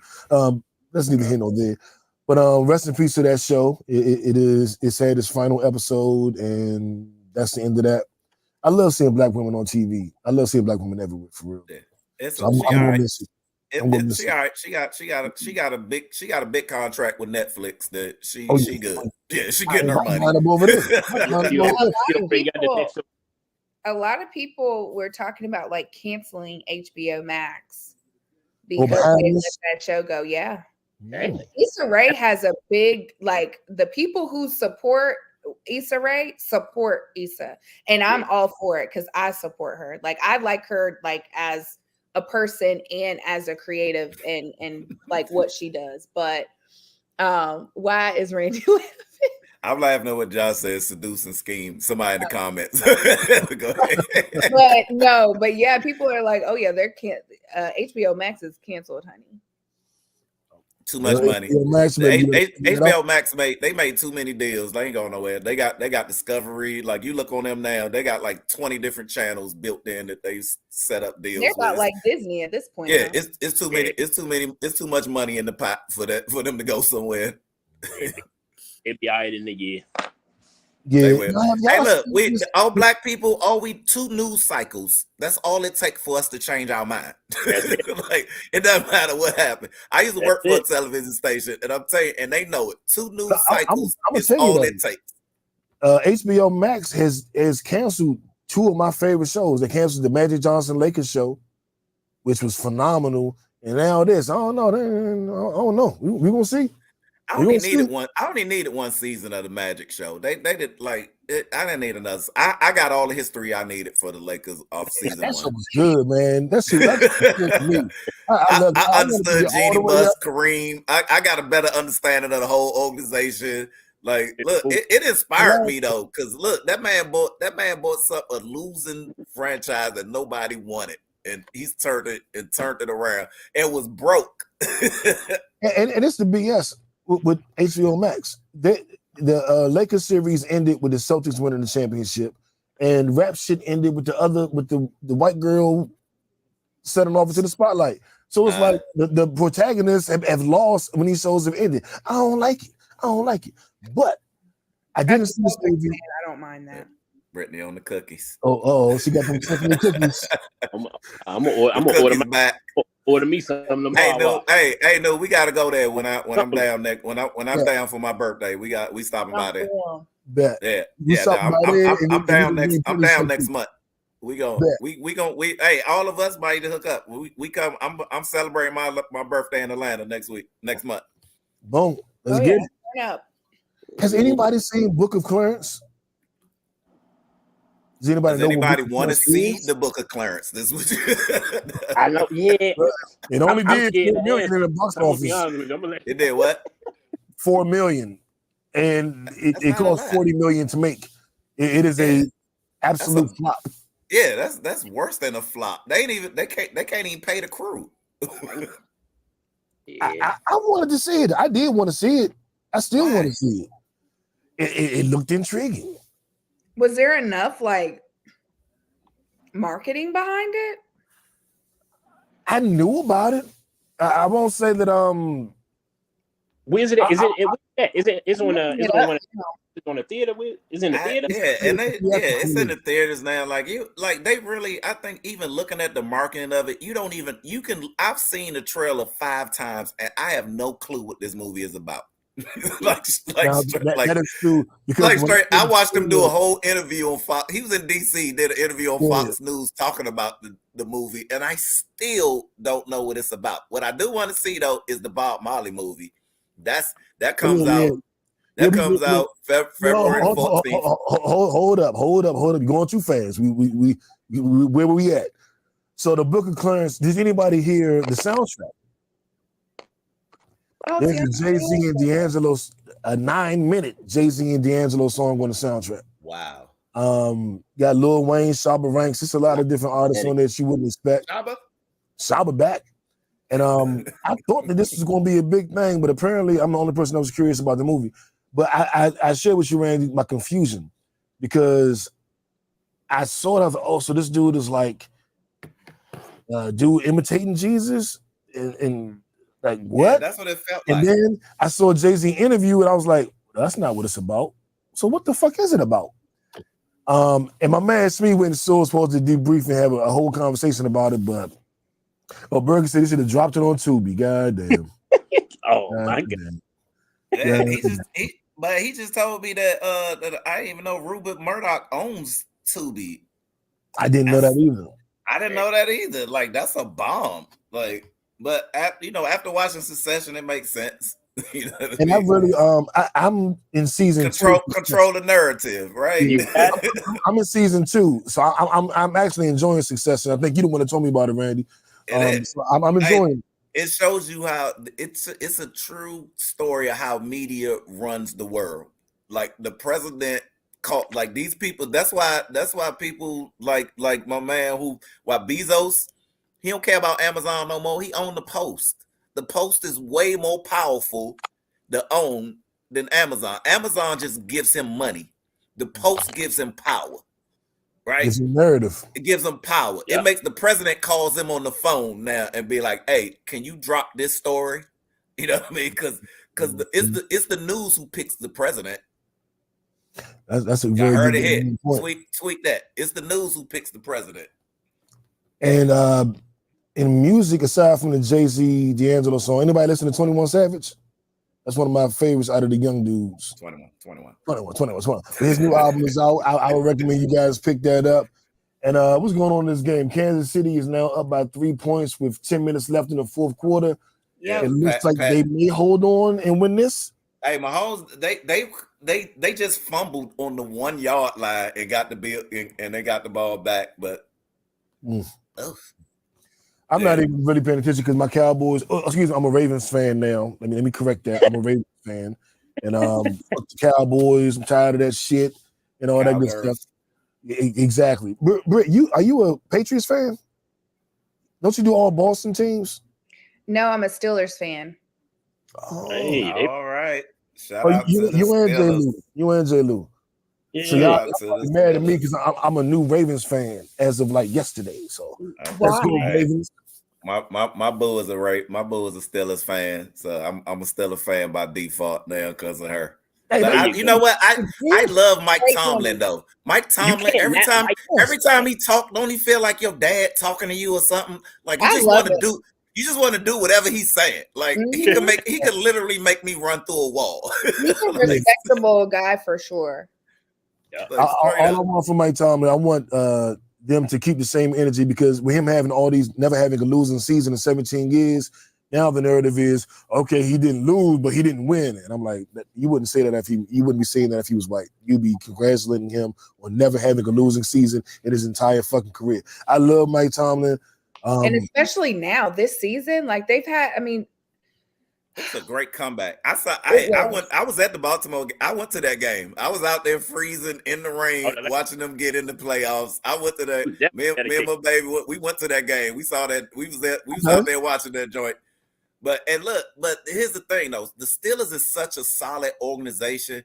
It don't even matter what the news say. Yeah, you can. They not gonna pay attention to what the news saying, what they say they should do with Tomlin and all that stuff. No, that's why they've only had 3 coaches in 27 years, right? Because they don't listen. They don't care what the media say or what people think. They are the most solid run organization in the whole NFL, in my opinion. Period. That's why they nobody's had less coaches than them, right? Like you had it was Bill Cowher. Who was before Bill Cowher? It's only 3: Chuck Noll, Bill Cowher, and now Mike Tomlin. How many other franchises can say that? None. The Cowboys need to say it or need to do something. We should have had Mike Tomlin. I don't know why Harvey got it. Y'all still they renewed. He back next year. I know. Just if you didn't. Well, I'm a Ravens fan now, so it don't even matter. But Mike Sirianni got fired today. Eagles coach is out. Yeah. Oh shit! I didn't know that. Yeah, it happened while we was here. Somebody just texted me and said it while we was on the show that he got fired. Oh dang! I thought they were saying my brother-in-law's Eagles fan. I mean, they obviously he lost the locker room because I don't know what happened to the Eagles. I don't know what happened. Win 13 games and end like that. I call them the Sheagles. The Sheagles should be so ashamed of themselves. Now, what you call the Commanders? But about to be winners. Whatever. Yeah, I got but I don't think he going. Yeah, we had the best GM in the whole in the NFL. Like everybody been trying to get this man to leave San Francisco for years, and he would not leave. And he said, and they asked him why did he leave, and he said because if you look at the opportunity, he's like the infrastructure here is to build something great. We got more draft picks, more money than we've ever had, and we cleaning out the closet. And then we got an owner now who's from here who wants to restore. You know what I mean? So think about somebody, he grew up here and he just want the love back. He don't care about all that stuff. Like our last owner, he wanted to make money. This dude, now Josh want to make money too now. I mean, he's a billionaire, but he from here. So he got hometown. And Magic been in the streets, like stuff that they ain't showing. Stuff that they don't show. You got to be here to see like what Magic doing on the they work Magic. They working him. Like Josh out, Magic in the streets. Like he be in the neighbor. He was at Commodores. Yeah. He was at Baloo. You know what I'm saying? He hitting all the high schools. He in the neighborhoods. He in the projects. Like Magic is hitting the streets, and that's building stuff back. Do y'all think Deion's gonna ultimately coach in the NFL? Who? Deion Sanders. Yeah. It is he says he doesn't want to. He keeps saying he doesn't want to. Deion loves money. They keep trying to talk him into it. Deion love money. As soon as the price is right. At the end of next year, when the Cowboys fire Mike McCarthy, hopefully they'll bring in Deion. He'll coach my Cowboys. I'm gonna have to holler at his people and like tell your dad to come to the Cowboys and figure it out. DeAndre, figure it out. But I hope so. One of my favorite players of all time, one of my favorite Cowboys of all time. Come back and save my team so I can stop being a Ravens fan. Ravens gonna win the Super Bowl. That's why I'm a Ravens fan. Shout out to the Ravens. My Super Bowl MVP. Sound good to me. I definitely want to thank my team of Avengers for assembling. We had Iron Man, the Incredible Hulk, Loki, Black Panther, and what we gonna call Brit? Who was Brit? Brit was what's my girl name? Margot, not Margot Robbie. My girl, Black Widow. That's right. And we got the Black Widow. So Avengers have assembled every week. I will have a different lineup of Avengers, and we will give you the best product that we can.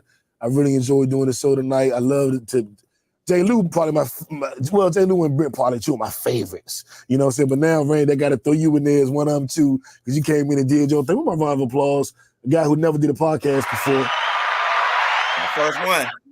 Came in and showed cherry. Came in and showed out. Whoa, pause, whoa, wait a minute. We're not popping any men's cherries tonight, okay? Not gonna do that. But I definitely want to thank y'all for being here tonight, making the show everything that it was.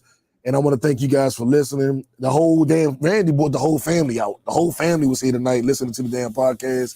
And I want everybody in the chat. You see? Yeah. My mama was here for a minute. She was in the joint for a minute. She said she had to go. She texted me. She dropped in. She didn't stay long. You know, she don't do Facebook like that. Yeah. She popped in though. That's what's up. That's what's up. Yeah, I know the episode will be up first thing 5 a.m. in the morning. Tell a friend to tell a friend. Go to Apple Podcasts and like and subscribe. All that helps. That will change my $4 meta checks into $400 meta checks. And then I can start paying everybody. So please like and subscribe. And look for the clips dropping on Instagram all week. I'm going to chop up some of the stuff Randy said. I'm going to chop up Brittany and them damn cookies. Get the J-Lou chop up in there as well. And enjoy the rest of y'all night. If you're listening to this on Monday morning, have a great fucking day.